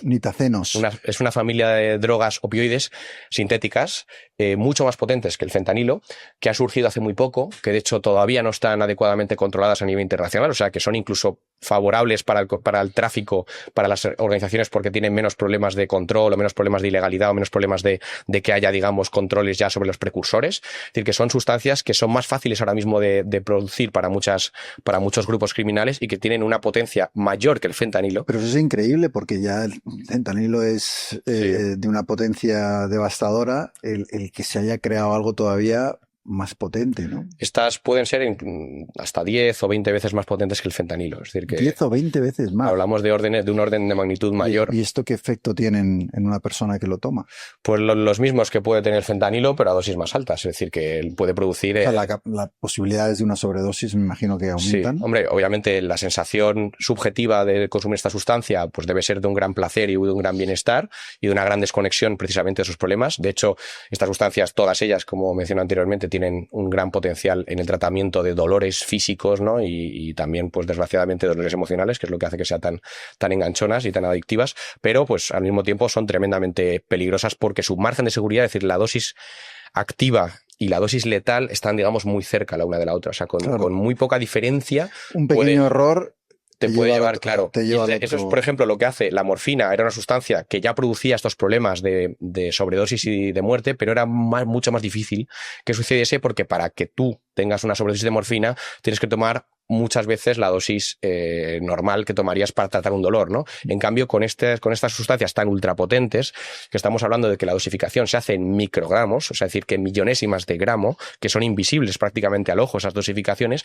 basta que te equivoques un poquitín para que estés poniéndote el 4 veces o 5 veces o 10 veces la dosis que querías ponerte, ¿no? El origen de esta droga, que puede ser 10, 20 veces más potente que el fentanilo, ¿es también médico el origen?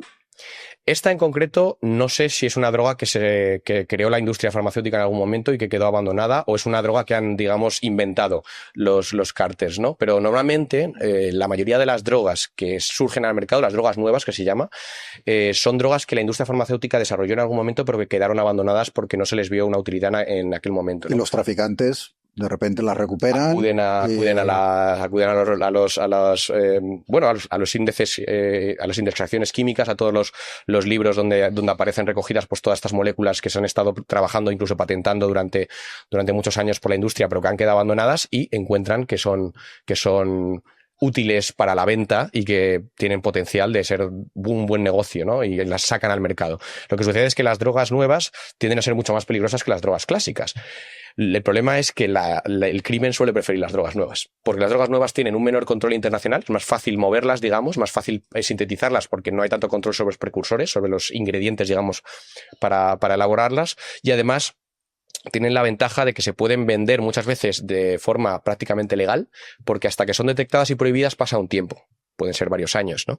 Entonces, esto es otro efecto secundario de la prohibición de las drogas tal y como la tenemos a día de hoy, que tienden a aparecer drogas que son mucho más peligrosas que las otras y que acaban en el mercado, en los mercados ilegales de drogas, porque acaban en los mercados al principio legales, luego ya ilegales de drogas, porque tienen el beneficio o la ventaja de que son mucho más fáciles de sintetizar, de mover y aunque el consumidor preferiría, digamos, la droga clásica porque ya conoce sus efectos, ya conoce sus riesgos, pues acaba recibiendo muchas veces la droga nueva como un adulterante de la droga clásica, ¿no? Tú pides MDMA para comprar y el traficante, en vez de darte MDMA, te está dando, pues por ejemplo, 4-MMC, 5-MMC, que son variantes parecidas al MDMA, pero son más tóxicas y más desconocidas para la toxicología y para todo lo que es el sistema de salud pública, porque acaban de surgir en el mercado, pero son preferidas por esos traficantes, porque si por ejemplo le pillan al traficante, tiene menos pena y menos problema, porque esa droga todavía no está, digamos, tan prohibida como la clásica, ¿no? ¿Esta droga ultrapotente está ya en España o es algo que todavía no ha llegado? Los nitacenos, que yo sepa, no se han detectado todavía en España, aunque esto no sé cuándo saldrá, cuándo se publicará esta entrevista, pero puede cambiar de un día para otro. Sí que han aparecido en algunas ciudades, por ejemplo, del Reino Unido. En Reino Unido ahora mismo hay bastante consumo de sustancias opioides, no llega al nivel, obviamente, de Estados Unidos, pero ya hay zonas donde se está viendo bastante consumo y ha aparecido el nitaceno, sobre todo fundamentalmente en episodios en brotes de muertes, que ha habido de pronto pues varios usuarios de drogas, fundamentalmente varios consumidores de opioides que han muerto y se ha encontrado en su cuerpo que habían consumido nitacenos. Obviamente de forma no consciente, es decir, no es que ellos son conscientes de la potencia que tienen, a lo mejor. No, y no son conscientes de que están consumiendo nitacenos la mayoría de los casos. Ni siquiera saben que están consumiendo. Pasa como pasaba con el fentanilo al principio, es la mafia, es el negocio ilegal de las drogas el que ve estas sustancias como una forma muy interesante de adulterar las drogas ya existentes para generar más negocio y tener más dinero a costa de la salud de los consumidores, que casi nunca saben que realmente están tomando otra cosa y ellos piensan que están tomando heroína, ¿no? Que es lo que demanda el mercado, ¿no? Lo que demandan los consumidores generalmente. Vamos a hablar un poco de la guerra contra la droga, porque yo desde que tengo uso de razón y viví con 17 años, viví en Estados Unidos y ya escuchaba esto de lanzamos una guerra contra las drogas, ¿no? Y cada poco tiempo es otra, ¿no? En la época de Reagan, por ejemplo, en Estados Unidos, ninguna funciona. Es que el problema de esa visión es que anula, digamos, o no tiene en cuenta que el ser humano en general tiende a consumir sustancias que no tienen por qué ser sustancias muy peligrosas generalmente, pero que está en la naturaleza humana utilizar las sustancias de alguna forma. Y esto es algo que a lo largo de la historia siempre ha existido y es muy complicado cambiar esto, muy complicado. Además también está, digamos que no tiene en cuenta la potencia que tiene el negocio de las drogas.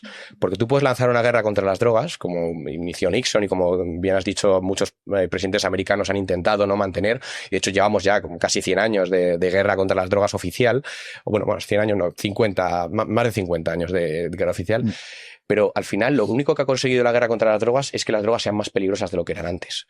Porque no ha eliminado el consumo de drogas, no ha eliminado la accesibilidad a las drogas, no las ha encarecido, que eran como los grandes objetivos de la guerra contra las drogas. No, vamos a intentar cortar el suministro para que sean más complicadas de comprar, más caras, que haya menos accesibilidad a drogas, y ha conseguido todo lo contrario. O sea, lo que han generado es una industria multimillonaria que podría estar en manos del gobierno y el gobierno podría controlarla con un fin de salud pública, y no es así. Ahora está en manos del crimen y el crimen la controla con el único y exclusivo fin de generar un beneficio económico.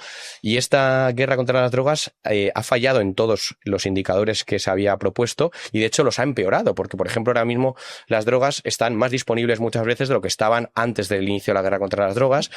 Son más baratas en muchos casos. De hecho, podemos pensar, por ejemplo, la cocaína, que es un ejemplo paradigmático de un elemento que no ha sufrido inflación en los últimos 30 o 40 años. La cocaína sigue valiendo lo mismo que valía antiguamente. Es el único bien probablemente de consumo que puedas imaginarte que no ha encarecido su precio. La cocaína sigue valiendo 60 euros el gramo, que eran las 10.000 pesetas que valía antes. No ha cambiado su precio. Eso nos habla del enorme margen de beneficio que tiene el crimen para poder, pese al avance de los tiempos, el cambio de los mercados, el incremento de la inflación en todos los productos de los mercados legales, que un bien de un mercado ilegal no se inflacione, no cambie de precio. El margen para ellos sigue siendo... Quiere decir que es enorme el margen. Enorme. O sea, porque han debido recortar margen, porque si no tendría que haber incrementado el precio. No necesitan subir el precio porque ganan lo mismo. De hecho, actualmente el precio del kilo de cocaína creo que está en récord histórico de bajo. Estamos hablando de que es baratísima ahora mismo la cocaína. Justo cuando la demanda es altísima. Cuando la demanda es altísima. Europa está inundada actualmente de cocaína. De hecho, desde el año aproximadamente 2016 se empezó a producir un incremento importante tanto de la pureza de la cocaína en Europa, lo cual nos indica que no hay a lo mejor tantos problemas para hacerla llegar a Europa, porque si la pureza de la sustancia aumenta, quiere decir que la disponibilidad es grande y hay facilidad, digamos, para ponerla en la calle. Y todo esto pues ha llevado a que la guerra contra las drogas actualmente, pues en mi opinión, sea uno de los grandes fracasos en la política de Estados Unidos y del resto del mundo, porque la guerra contra las drogas es una empresa ahora mismo global. En Naciones Unidas, yo voy todos los años a la Comisión de Drogas de Estupefacientes de Naciones Unidas, que se hace en marzo ahí en la ciudad de Viena. Y todos los años se ponen el objetivo de vamos a erradicar las drogas de aquí a unos años, ¿no? Pero claro, nunca. De hecho, cuando tienen que revisar lo que dijeron hace 20 años que iba a suceder a día de hoy, es que ha ido todo a peor. O sea, tienen más disponibilidad de drogas. Que décadas de esta guerra contra las drogas, el empeño en seguir haciendo lo mismo, la misma estrategia, viendo que no funciona, y es reanudar y reiniciar otra vez lo mismo. No, y sobre todo a costa de un enorme daño para la salud pública, porque unas drogas controladas adecuadamente a nivel legislativo, no prohibidas, controladas, bien controladas, serían mucho menos dañinas para la sociedad de lo que son a día de hoy. A día de hoy, un niño de 14 años puede comprar drogas porque el camello no le va a pedir el DNI. Lo venden en la puerta del colegio. No les van a controlar. O sea, los mercados regulados permiten la posibilidad de establecer muchos mejores controles a la gente que accede a ellos.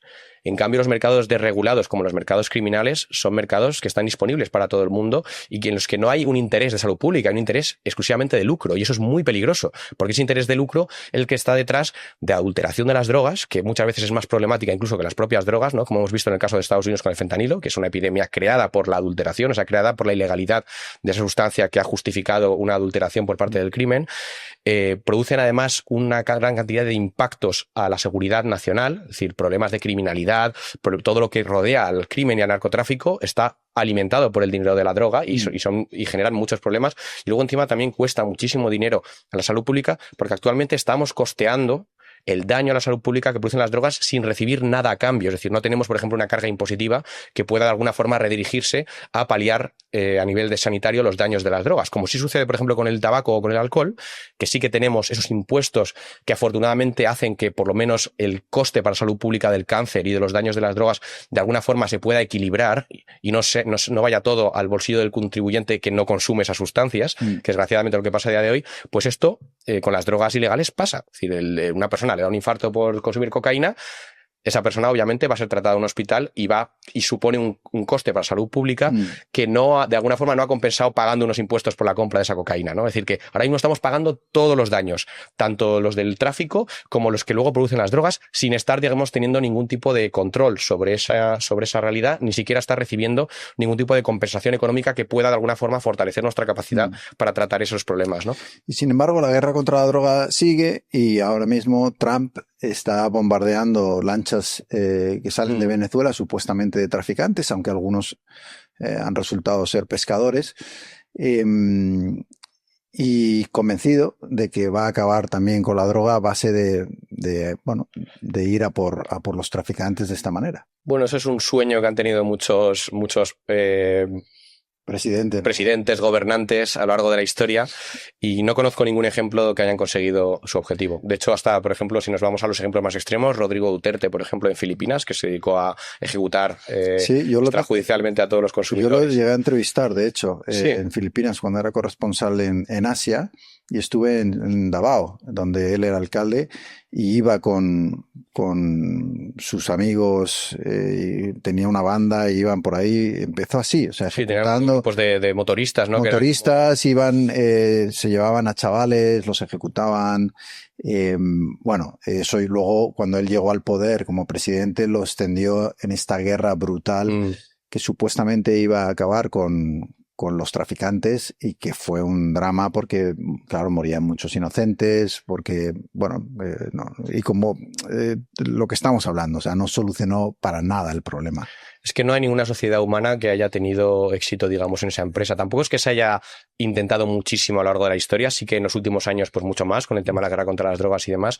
Generalmente, de hecho, cuando acudes, por ejemplo, a las fuentes históricas o las investigaciones, por ejemplo, de Antonio Escotado, que con su obra de la Historia General de las Drogas, muy importante, pues se ve que las drogas siempre han tenido una presencia en las sociedades humanas, y generalmente han producido problemas, pero no han sido, digamos, tan importantes o tan notorios como los que tenemos a día de hoy, que es que precisamente vienen muchos de ellos, como mencionaba al principio, por esa situación de ilegalidad, que son problemas que no existen en los mercados regulados, que son problemas que no existen tanto con sustancias sobre las que tenemos un control legal y sobre las que podemos ejercer un mayor control en base a la salud pública, sobre todo, para hacer que al final el uso que tengan las personas de estas sustancias pues sea un uso mucho más comedido, mucho más prudente, mucho más informado sobre todo, y eso tiende a reducir mucho los daños, aunque obviamente eliminarlos es muy complicado, eliminar por completo, digamos, los daños de las drogas, pero tenemos que entender que las sustancias se pueden hacer mucho menos peligrosas, y desgraciadamente lo que estamos haciendo a día de hoy en política de drogas no es hacerlas más peligrosas, es muchas veces hacerla más. No estamos haciendo menos peligrosas, estamos haciendo desgraciadamente más peligrosas. Porque penalizar el consumo tampoco ha funcionado. De hecho, llenó las cárceles de Estados Unidos en algunos momentos, desbordándolas.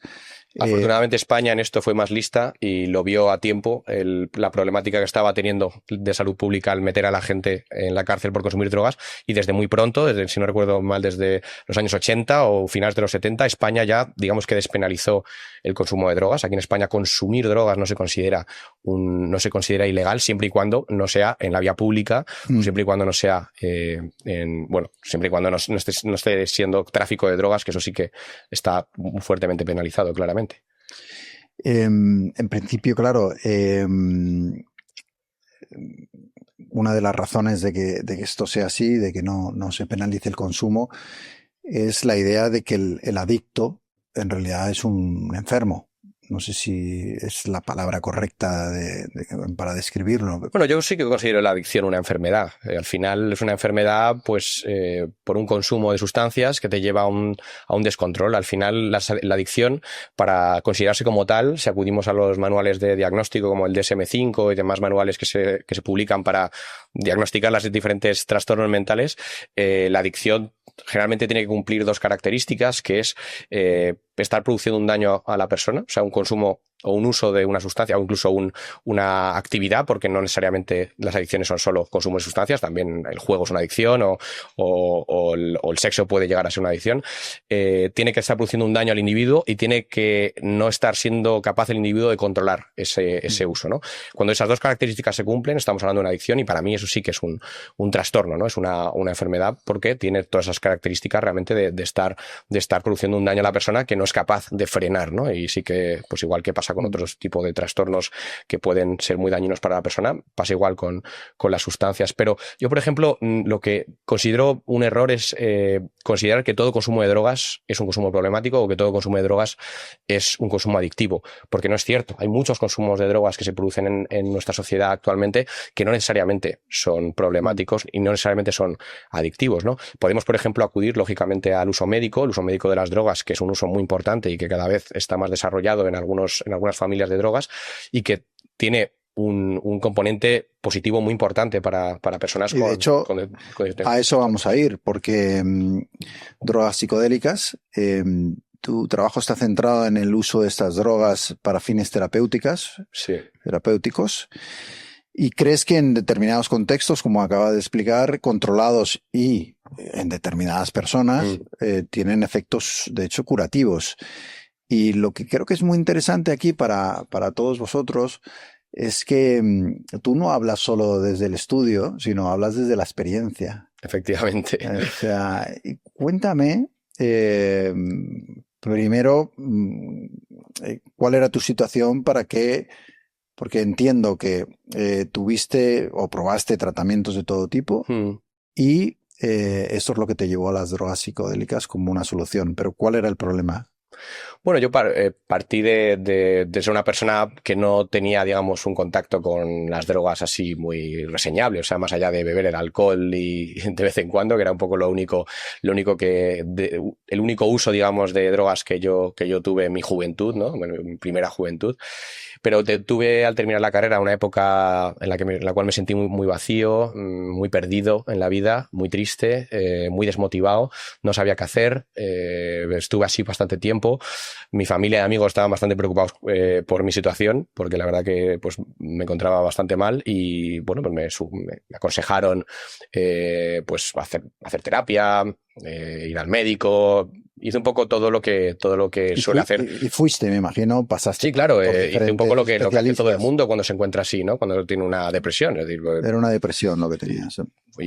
Hacía psicoterapia, me prescribieron antidepresivos, me prescribieron ansiolíticos, intenté diferentes tipos de terapias cognitivo-conductual, diferentes estilos de terapia diferentes y demás, pero la verdad es que pasado un tiempo pues no me encontraba mejor, o sea, yo estaba igual, entonces ante esta situación pues decidí investigar qué más podía haber en el mundo de la terapia que pudiese ayudar a una persona joven con depresión y en una situación como la mía, ¿no? Y di con la terapia psicodélica, con esta terapia que es una psicoterapia, que lo único que pasa es que utiliza los psicodélicos de forma puntual y muy controlada para profundizar o hacer más potente, digamos, el efecto de la psicoterapia y con el objetivo de que luego, una vez terminado el tratamiento, pues la persona ya no tenga que tomar nada. Es decir, que la idea es un poco diferente a lo que se hace a día de hoy en la terapia convencional. No se trata de tomarse un antidepresivo todos los días para que te tape, digamos, los síntomas y haga que te encuentres mejor un poco artificialmente hasta que dejas de tomar el fármaco y de pronto vuelves a estar otra vez peor muchas veces, sino que en este tipo de terapia se utiliza el psicodélico en este caso, que sería el fármaco, pero el psicodélico en este caso se utiliza para hacer que la persona tenga una experiencia potente en la cual si se ha hecho un adecuado trabajo de preparación con el terapeuta y si la sesión está bien controlada y bien vigilada y demás, la persona va a tener una serie de experiencias y una serie de vivencias y una serie de revelaciones, digamos, cognitivas, mentales, elementos que aparecen en tu visión, en tu conocimiento, que luego te ayudan a que la terapia posterior, que es una terapia normal, terapias de tipo, pues, o sea, una terapia verbal, digamos, sí, sin fármacos, sea mucho más eficaz y mucho más potente, y en unas pocas intervenciones, que muchas veces es solamente una intervención con psicodélico o un par, la persona pueda estar curada de la depresión. Es decir, que no hablamos de que tenga que tomar el psicodélico todos los días, ni mucho menos. O sea, lo toma 1 o 2 veces y con eso la persona puede tener un cambio potente y perdurable que haga que la persona no necesite volver a tomar. Aquí has dicho una cosa muy importante, esto no es una cosa que uno pueda hacer en casa. O sea, no, para nada. Y que tiene que estar muy controlada por médicos. De hecho, a día de hoy estamos, afortunadamente ya hay un gran cuerpo de investigación en este ámbito, de investigación clínica, y el trabajo que se está haciendo impecable, en el sentido de que se hace en hospitales, se hace con un control muy bueno de todas las variables para asegurarse de que va a ir bien la experiencia. Se hace siempre con una vigilancia no solo de un terapeuta, sino muchas veces de un médico o de un enfermero, para vigilar que no hay ningún tipo de alteración, por ejemplo, a nivel cardiovascular y demás, que pueda ser peligrosa. Y se está teniendo un nivel de eficacia muy grande en los ensayos clínicos. Se están consiguiendo unas eficacias que son verdaderamente llamativas, ¿no? Otra cosa es que luego, pues bueno, la investigación clínica muchas veces tiene resultados muy buenos que luego en el mundo real, cuando se empieza a aplicar a gran escalón, no son tan espectaculares, ¿no? Pero de momento están siendo muy, muy, muy potentes, y eso está haciendo pues que países legalicen directamente el uso de terapias psicodélicas, como el caso de Australia, el caso de Estados Unidos, el caso de Alemania este verano, el caso de República Checa. O sea que estas cosas ya no están tan lejos, ya no son tan ciencia ficción como eran hace unos años. Una cosa que me llama la atención de lo que dices es cuando hemos hablado de los antidepresivos como tratamiento, los has descrito un poco como si fueran parches, ¿no? Temporales. Y sin embargo aquí me estás hablando de que esta terapia con psicodélicos y combinada, ¿no? Con una terapia tradicional puede ser una solución como definitiva. Es que efectivamente el paradigma es ese, es un cambio de paradigma muy importante de lo que se venía haciendo en salud mental y lo que se está viendo ahora, o se está preparando cada vez más para hacer con el tema de los psicodélicos cuando se empiecen a aplicar en terapia. Y es que antiguamente el psicofármaco, muchas veces en el abordaje de salud de terapéutico clásico, el psicofármaco se utilizaba para estabilizar al paciente. O sea, digamos, para tapar, digamos, o para parchear su malestar, y que eso permitiese a la psicoterapia avanzar de una forma mejor, es decir, que la persona pues no se encuentre en una situación de gran malestar emocional y de gran dolor. El problema es que muchas veces cuando llevamos esto a sistemas de salud pública en los cuales los recursos son muy limitados, lo que nos encontramos es que al final ese parche se utiliza ya como la única solución, porque a lo mejor no hay suficiente capacidad para tener a una persona, para tener a un psicólogo, digamos, pendiente de una persona, porque no hay suficientes recursos en salud pública para a lo mejor tener esa regularidad de trabajo con el paciente. Entonces al final muchas veces lo más cómodo es directamente mandar el parche, que es lo que hacen muchos médicos, desgraciadamente, porque no tienen esa capacidad de atender al paciente a ese nivel, o no pueden derivarle, digamos, a lo que deberían, que es esa terapia, y como no tienen esos recursos, desgraciadamente, porque no se les dan, pues acuden directamente al uso del fármaco, porque realmente es lo que permite que el paciente pues se encuentre mejor, ¿no? Y eso pues se utiliza ya como solución definitiva, que desgraciadamente pues nunca es definitiva, porque cuando la persona abandona el consumo pues se encuentra igual que estaba antes, o incluso peor, porque a veces incluso estos fármacos producen problemas más grandes, ¿no? Por ejemplo, las benzodiazepinas, los ansiolíticos, son tremendamente adictivos y son sustancias que se deberían pautar para un ciclo muy corto, pero desgraciadamente a día de hoy hay muchas personas que las consumen de forma constante prácticamente, ¿no?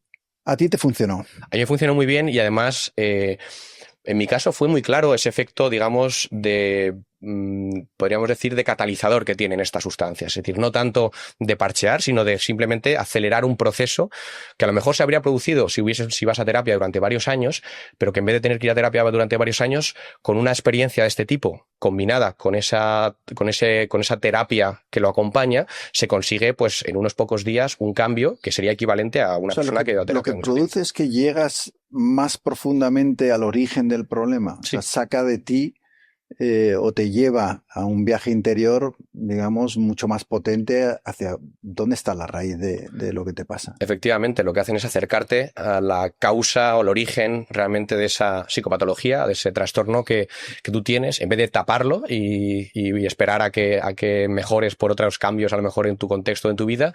Lo que hacen básicamente es enfrentarte un poco al origen de tu problema o de tu condición, de lo que te está haciendo estar mal, y eso eso pues hace que luego pues tu mejoría sea muy rápida después de esa experiencia. Y además tienen otra capacidad muy interesante que se está descubriendo, o sea, se está, digamos, describiendo en estos últimos años en investigaciones básicas que se están haciendo a nivel neuronal, y es que son capaces de abrir una ventana, entre comillas, de neuroplasticidad. Es decir, que permiten que el cerebro recupere la capacidad, digamos, de cambiar o de recuperarse, que es una capacidad que tenemos muy activa cuando estamos en nuestra infancia, cuando somos pequeños, que estamos aprendiendo del mundo, tenemos que tener muy, muy flexibles nuestras redes neuronales, pero que conforme nos vamos haciendo mayores vamos perdiendo, ¿no? El cerebro, digamos, tiene más dificultad para cambiar, para aprender, pues una persona de 80 años no tiene la misma capacidad para aprender o para cambiar su forma de ver el mundo que una persona cuando tiene 14, ¿no? Que puede cambiar a lo mejor de ideología política de un año para otro, es decir, todo ese tipo de cosas que requieren cambios estructurales muy grandes en el cerebro, gracias a la experiencia psicodélica y fundamentalmente al efecto del psicodélico en los receptores 5-HT2A, que son los receptores neuronales que son donde actúan estas sustancias, podemos tener, digamos, esa capacidad de cambiar de una forma más sencilla en los días posteriores a una experiencia psicodélica. Entonces ahí es donde la terapia psicológica que se hace con el paciente es mucho más eficaz y mucho más potente en inducir cambios duraderos que si la persona no hubiese tomado absolutamente nada, ¿no? Que es lo que sucede con... No sé si en esa bolsa mágica que has traído hay algo que nos quieras enseñar. A ver. Bueno, me he traído muchas sustancias legales que son interesantes. Que sean legales y que tienen, parece bien. No, pero por ejemplo...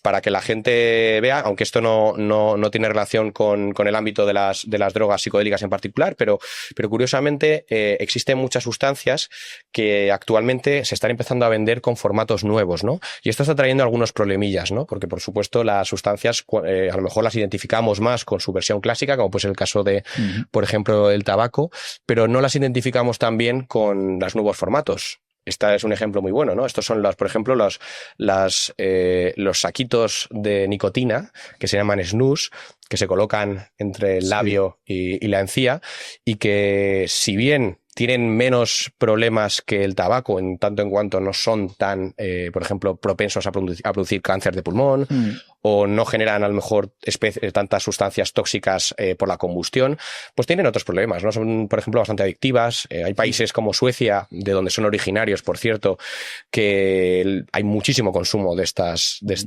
sustancias. De hecho, hay mucha gente enganchada al consumo del snus, de estos saquitos, que, si bien pues ha tenido un impacto positivo en que no hay tantas tasas de cáncer de pulmón en este país como la hay en otros países de Europa. De hecho, es el país, si no recuerdo mal, con menor tasa de cáncer de pulmón de toda la Unión Europea, porque es el país precisamente donde menos se fuma, porque a cambio pues toman esto.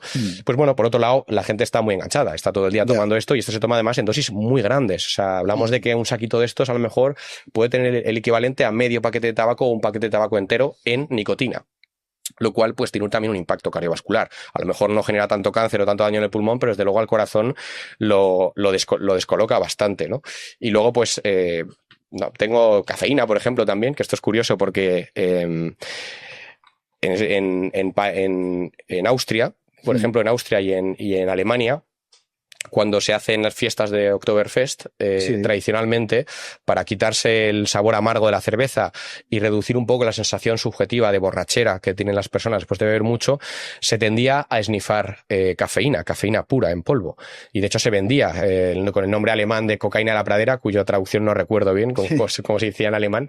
Pero ahora en España, por ejemplo, en redes sociales me han aparecido últimamente anuncios de este tipo de sustancias, porque están ahora mismo dirigiéndose a la gente joven en España, ¿no? Cafeína esnifable, que bueno, si bien no es excesivamente peligrosa en dosis bajas, tiene el problema de que, como no estamos acostumbrados a dosificar esta sustancia pura y menos esnifada, pues las personas cuando la consumen no saben la cantidad que se están metiendo, y a lo mejor se están metiendo una dosis que a nivel cardiovascular pues les genera una alteración o les puede llevar a tener dolor de cabeza o insomnio, ¿no? Que es uno de los problemas más típicos de las dosis altas de cafeína, ¿no? Pero bueno, que estas sustancias al final es lo de siempre. O sea, estamos hablando de que las drogas pueden ser legales o ilegales. Pero el ingenio humano es constantemente creando sustancias que alteren nuestro estado de ánimo. Es infinito y de hecho esto, pues bueno, puede dar también problemas en muchos casos, aunque a veces también nos puede aportar soluciones ingeniosas a otros problemas que ya teníamos, ¿no? Como el tema de los desarrollos de drogas para uso médico. Y también podemos incluso encontrar que sustancias cuyo efecto o cuya funcionalidad en nuestra sociedad actualmente está relacionada fundamentalmente con cosas que no tienen que ver con la psicoactividad. Por ejemplo, el caso de los famosos bombonitas de óxido nitroso que se utilizan habitualmente para montar nata, porque es un gas que tiene la capacidad de disolverse en grasas, y esto hace que cuando tú lo metes comprimido en nata y luego descomprimes, se genera esa esponjosidad que hace que... Es esto que vemos en los restaurantes, sí, que se montan más pijos, ¿no? Que montan la nata. Pues esto que son cargas de óxido nitroso para montar nata, contienen un gas que también, cuando la persona lo inhala, genera un cambio de estado mental, que es lo que se conocía antiguamente como el gas de la risa, que es una de las drogas más antiguas que conocemos, de las drogas sintéticas más antiguas que conocemos, o semisintéticas, que se usaba como anestésico durante muchos años en medicina y se sigue usando en algunos países. Los dentistas, por ejemplo, lo utilizan, pero a día de hoy pues ya no se está utilizando tanto, pero como se siguen vendiendo estas bombonitas, mucha gente las adquiere y venden aparatos en internet que permiten abrirlas y las descargan en un globo para producir para poder respirarlo y tener una ligera experiencia de borracherilla, que es el efecto un poco del gas de la risa. Esto me imagino que como en todo lo que hemos hablado tiene sus riesgos. Lógicamente. Y sobre todo porque entiendo que hay gente muy joven utilizando. Sí, aunque en el caso concreto del gas de la risa tenemos que admitir que es una de las drogas psicoactivas menos dañinas que conocemos. No tiene un impacto muy grande. Si se consume, digamos, de forma puntual, no es una sustancia muy problemática. Sí que puede producir problemas si la persona se desmaya, por ejemplo, y se cae, que eso sí, pues peligrosamente te puedes hacer daño. O si respiras demasiado tiempo, genera asfixia, porque el óxido nitroso no es oxígeno, entonces no puedes respirarlo durante muchos minutos porque te asfixias, ¿no? Pero es cierto que es una sustancia que es bastante poco dañina cuando se utiliza de forma puntual y esto es, afortunadamente, en general, la mayoría de la gente que lo suele utilizar pues puntualmente, pero bueno, que sí, como todas las sustancias tiene potencial dañino, todas lo tienen y también pues tiene potencial médico, y de hecho a día de hoy esta sustancia, aunque no sea muy extendida, se sigue usando fundamentalmente en anestesia, para por ejemplo, procedimientos anestésicos en dentistas y tal, que ponen, aquí en España no tanto, pero en Estados Unidos es bastante común, de una especie como de gafas nasales que lo van metiendo y te dicen respira por la nariz y enseguida estás en un estado en el que no sientes ese dolor y bueno, pues te ayuda a poder vivir el procedimiento, ¿no? También mujeres embarazadas se utilizaba en el parto muchas veces, ¿no? Para evitar el dolor. En las drogas psicodélicas, una de las contradicciones que encontramos en tu libro, Expande tu mente, es que pueden ser utilizadas para luchar contra la adicción. Efectivamente, eso es un efecto además muy... Quiero decir que hay una contradicción, ¿no? Utilizo una droga... Es muy paradójico. Claro, utilizo la droga para quitarme una adicción, a lo mejor a otra droga. Sí, efectivamente. A ver, las drogas psicodélicas, fundamentalmente los potenciales terapéuticos que a día de hoy están más desarrollados en investigación y que están más cerca de aprobarse para uso médico, son básicamente para el tratamiento de la depresión, para el tratamiento del estrés postraumático, fundamentalmente con la MDMA, que aunque no sea un psicodélico puro, se engloba, digamos, en el paraguas de los psicodélicos en este caso, para el tratamiento de ansiedad y de estrés, y también muy grande, efectivamente, para el tratamiento de adicciones a otras drogas o a comportamientos, ¿no? Ludopatía. Porque al final lo que hacen las drogas psicodélicas es, de alguna forma, desprogramar el cerebro, ¿no? Facilitan la desprogramación cuando estamos metidos a lo mejor en un tipo de pensamiento cíclico o rumiante, como el que puede aparecer en la depresión, como el que puede aparecer en una adicción, que la persona está constantemente pensando en cómo adquirir la droga, y se produce generalmente un empobrecimiento del mundo de la persona, ¿no? Cuando una persona tiene una depresión o una adicción, se suele producir un empobrecimiento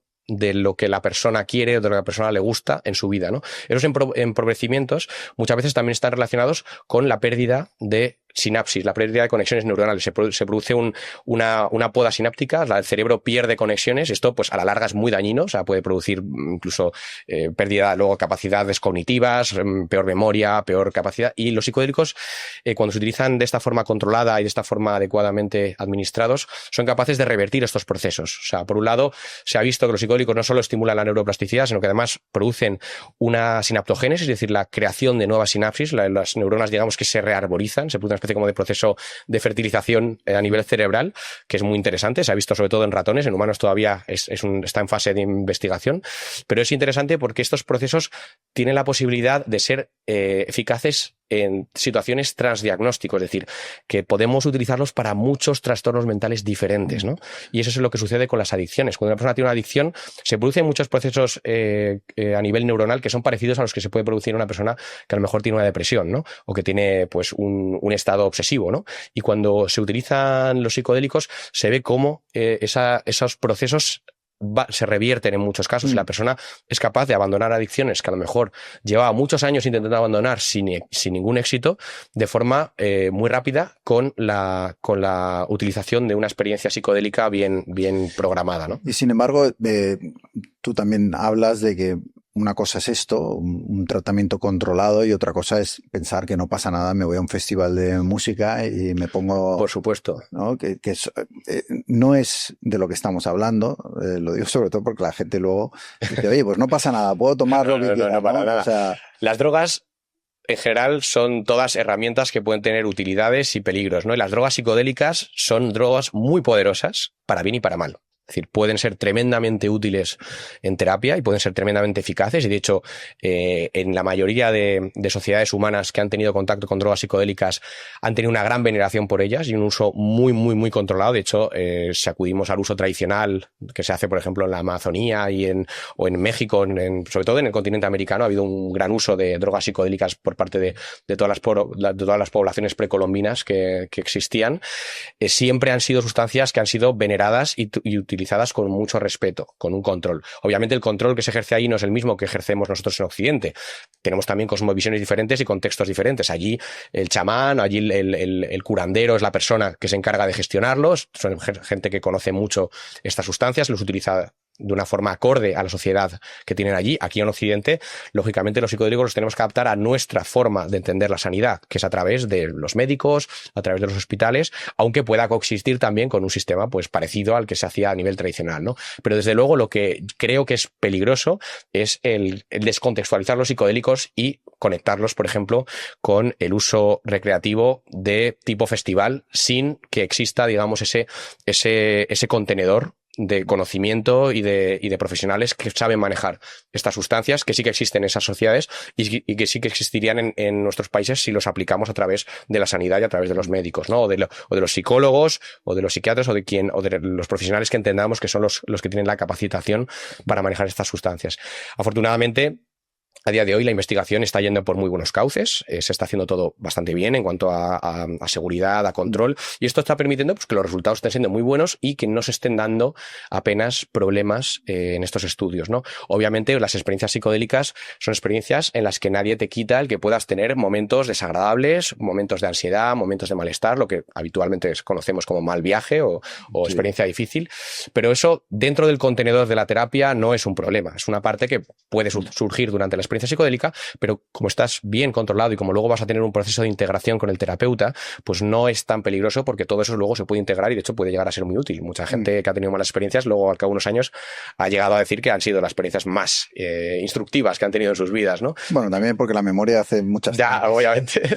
Y hace que te olvides o que le des la vuelta para... No, pero quiere decir que dentro del manejo de esta sustancia, este tipo de cosas en un contexto controlado no son un problema, pero en un contexto descontrolado, como puede ser un festival de música o en un consumo que puedas hacer tú por tu cuenta, puede llegar a ser bastante peligroso o traumático en algunos casos, ¿no? Por eso es tan importante que el uso de psicodélicos venga acompañado de un uso que sea siempre bien informado, claro, y bien preparado y supervisado por profesionales. Que según la sociedad, pues en nuestra sociedad serían probablemente terapeutas, psicólogos, médicos, pero en otras sociedades pues a lo mejor son chamanes que llevan 40 años de su vida trabajando con la sustancia y la manejan muy bien, aunque sea con unos estándares diferentes a los que aplicamos en Occidente, ¿no? La verdad es que cada vez oigo, ¿no?, cada poco tiempo una droga nueva con un nombre desconocido, que supongo que las sustancias que hay o las combinaciones no son tan novedosas. Una que escuché que el otro día que toma Conor McGregor, luchador, Sí. La ibogaína. ibogaína, efectivamente. Y bueno, aquí ya tengo que leer, ¿no? Es alcaloide con efectos alucinógenos que estimula el sistema nervioso central, dando un efecto parecido al de las anfetaminas. ¿Qué es esto y por qué está de moda? Creo que lo ha puesto de moda él, porque creo que se ha dado a conocer Bueno, públicamente. recientemente él lo ha visibilizado mucho, es verdad, Sí. porque ha sido muy sonado en el mundo del Sí, deporte. pero a lo mejor no es ni nuevo. Pero ibogaína no es nada. Bueno, a ver. Nada nuevo. La ibogaína es una droga que proviene de un arbusto africano que se llama Tabernante iboga, que es un arbusto que crece sobre todo en la región de Gabón, en el oeste del continente africano. Es una droga muy antigua que se utiliza por parte de las poblaciones humanas, fundamentalmente de los de la etnia de los Bwiti y de los Fang. La llevan utilizando milenios. Bueno, milenios, no sé si son tan antiguos como etnia, pero desde luego el uso, digamos, se pierde en la historia. Es un uso muy, muy antiguo y muy tradicional. Lo que es verdad de esta sustancia y que le ha dado mucha popularidad y mucha relevancia en los últimos años es que es una sustancia que funciona especialmente bien para el tratamiento de la adicción en concreto. Es decir, personas a lo mejor con adicciones muy difíciles de abordar, como puede ser la adicción a la heroína, la adicción a la cocaína, la adicción al alcohol o la adicción, por ejemplo, incluso a la metadona, personas que han sido exadictos de heroína, que se han pasado a la metadona y que ahora ya pues no consumen heroína, pero tienen que mantener ese consumo de metadona, digamos, para mantener su día a día, que es, para quien no lo sepa, la metadona se utiliza como una droga sustitutiva de la heroína, es mucho menos dañina para el cuerpo, tiene un efecto más largo y permite que la gente que tiene una adicción muy fuerte a la heroína pues pueda utilizar una sustancia que le hace menos daño al cuerpo, que es más manejable, porque no le obliga a estar cada 6 horas teniendo que pincharse algo, sino que se toma por vía oral, menos dañina, menos tal, pero que les mantiene, digamos, teniendo una vida en la que no tienen pues ese problema del mono fuerte de abandonar la heroína, ¿no? ¿Qué pasa? Que la metadona, por ejemplo, es muy difícil de abandonar, el consumo. Una vez que ya estás con la metadona, es que, digamos, la sustituido una por la otra, pero es la segunda tampoco la puedes abandonar, ¿no?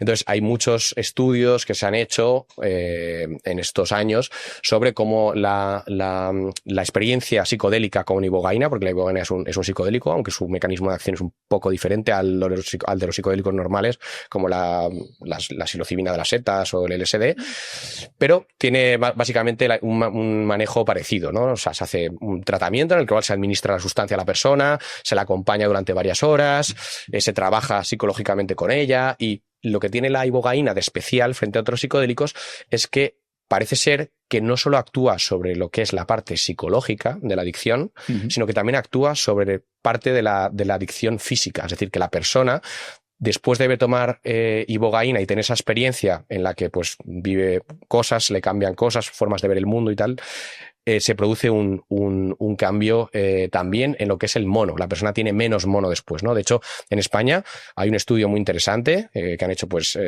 Jenny Soña, José Carlos Bouso y varios investigadores que están en Cataluña, en el Hospital Universitario de Reus y Treva Borràs también, que han conseguido con personas que tenían tratamientos de metadona, han conseguido que dejen la metadona después de tener... Y no pasa que pasas de la heroína a la metadona, te haces adicto a la metadona y empiezas a tomar ibogaína y te haces adicto a la ibogaína. No, porque los psicodélicos, como he mencionado anteriormente, la forma de trabajar es puntual.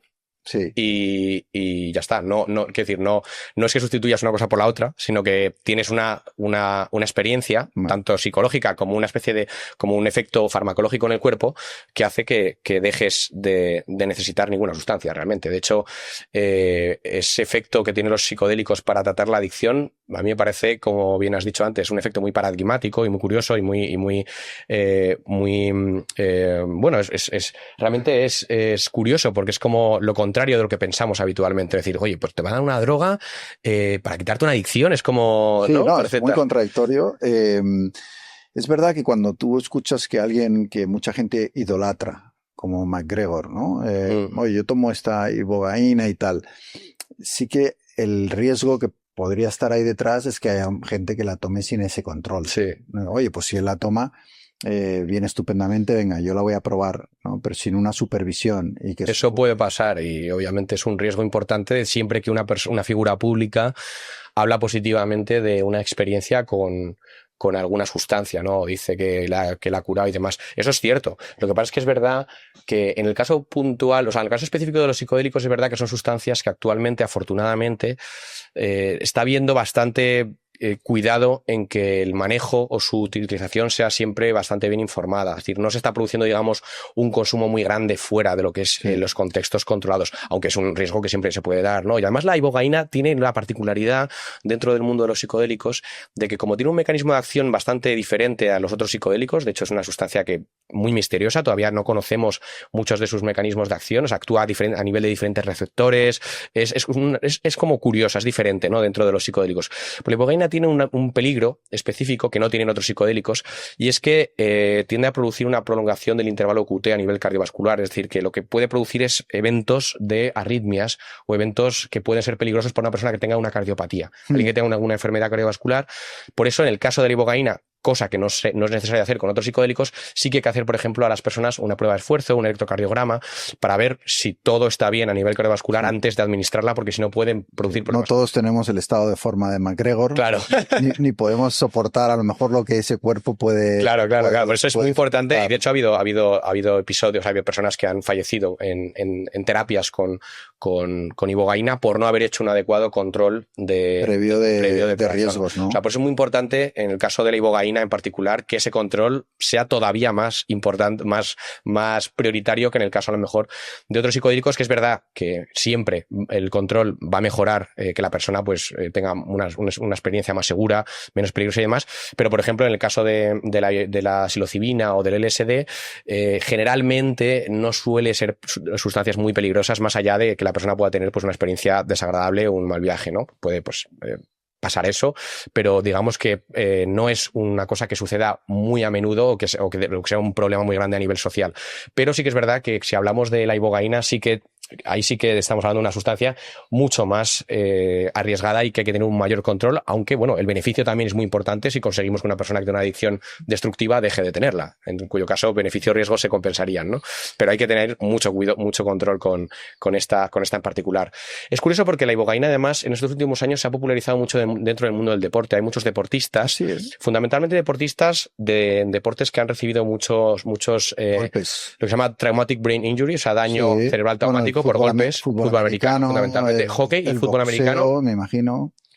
De hecho, tanto Mike Tyson como grandes jugadores de fútbol americano, como grandes jugadores de hockey en Estados Unidos, que también se dan mucha caña en los partidos, se dan muchos golpes en la cabeza, como militares que han sufrido deflagraciones y explosiones cercanas a la cabeza y han tenido daños cognitivos, están acudiendo a la ibogaína porque parece ser que también tiene una capacidad muy grande, al igual que le pasa a otros psicodélicos, pero en este caso en particular parece que mayor, de inducir esa neurogénesis, o sea, el crecimiento, o sea, la formación de nuevas neuronas y la formación de nuevas sinapsis en el cerebro, ¿no? Entonces muchas personas están acudiendo a ella por la capacidad que tiene, en teoría, de recuperar esos daños que se pueden haber producido por impactos en el cerebro, ¿no?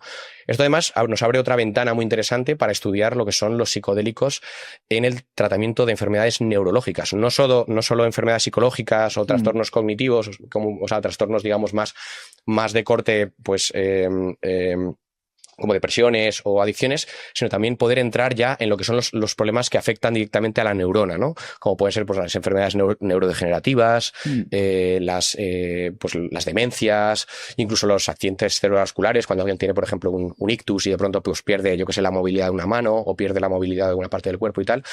Si estas sustancias son capaces, efectivamente, como la investigación de momento está apuntando, de inducir procesos que hacen el cerebro más flexible y además hacen que las neuronas tengan, digamos, más facilidad para reconectar con otras neuronas, podríamos utilizarlas en un futuro también para acelerar la neurorehabilitación de personas pues, que han tenido un accidente cerebrovascular o un impacto fuerte en la cabeza y han perdido memoria o han perdido la capacidad, el habla, por ejemplo, podrían ser útiles para esto, ¿no? O sea, esto es muy interesante. Todavía está en pañales esta ciencia, es decir, todavía es algo que le queda mucho para poder demostrarse y para poder estar aplicable en humanos, pero de momento tenemos una grandísima ventana de oportunidades en el ámbito de los psicodélicos que afortunadamente se está investigando con mucho rigor y con mucho en sitios muy importantes, o sea, centros de investigación muy importantes, y esto pues nos va a llevar, esperemos, a que en los próximos años empecemos a ver con diferentes ojos, digamos, a las drogas psicodélicas en particular, ¿no? No me atrevo ya a hablar de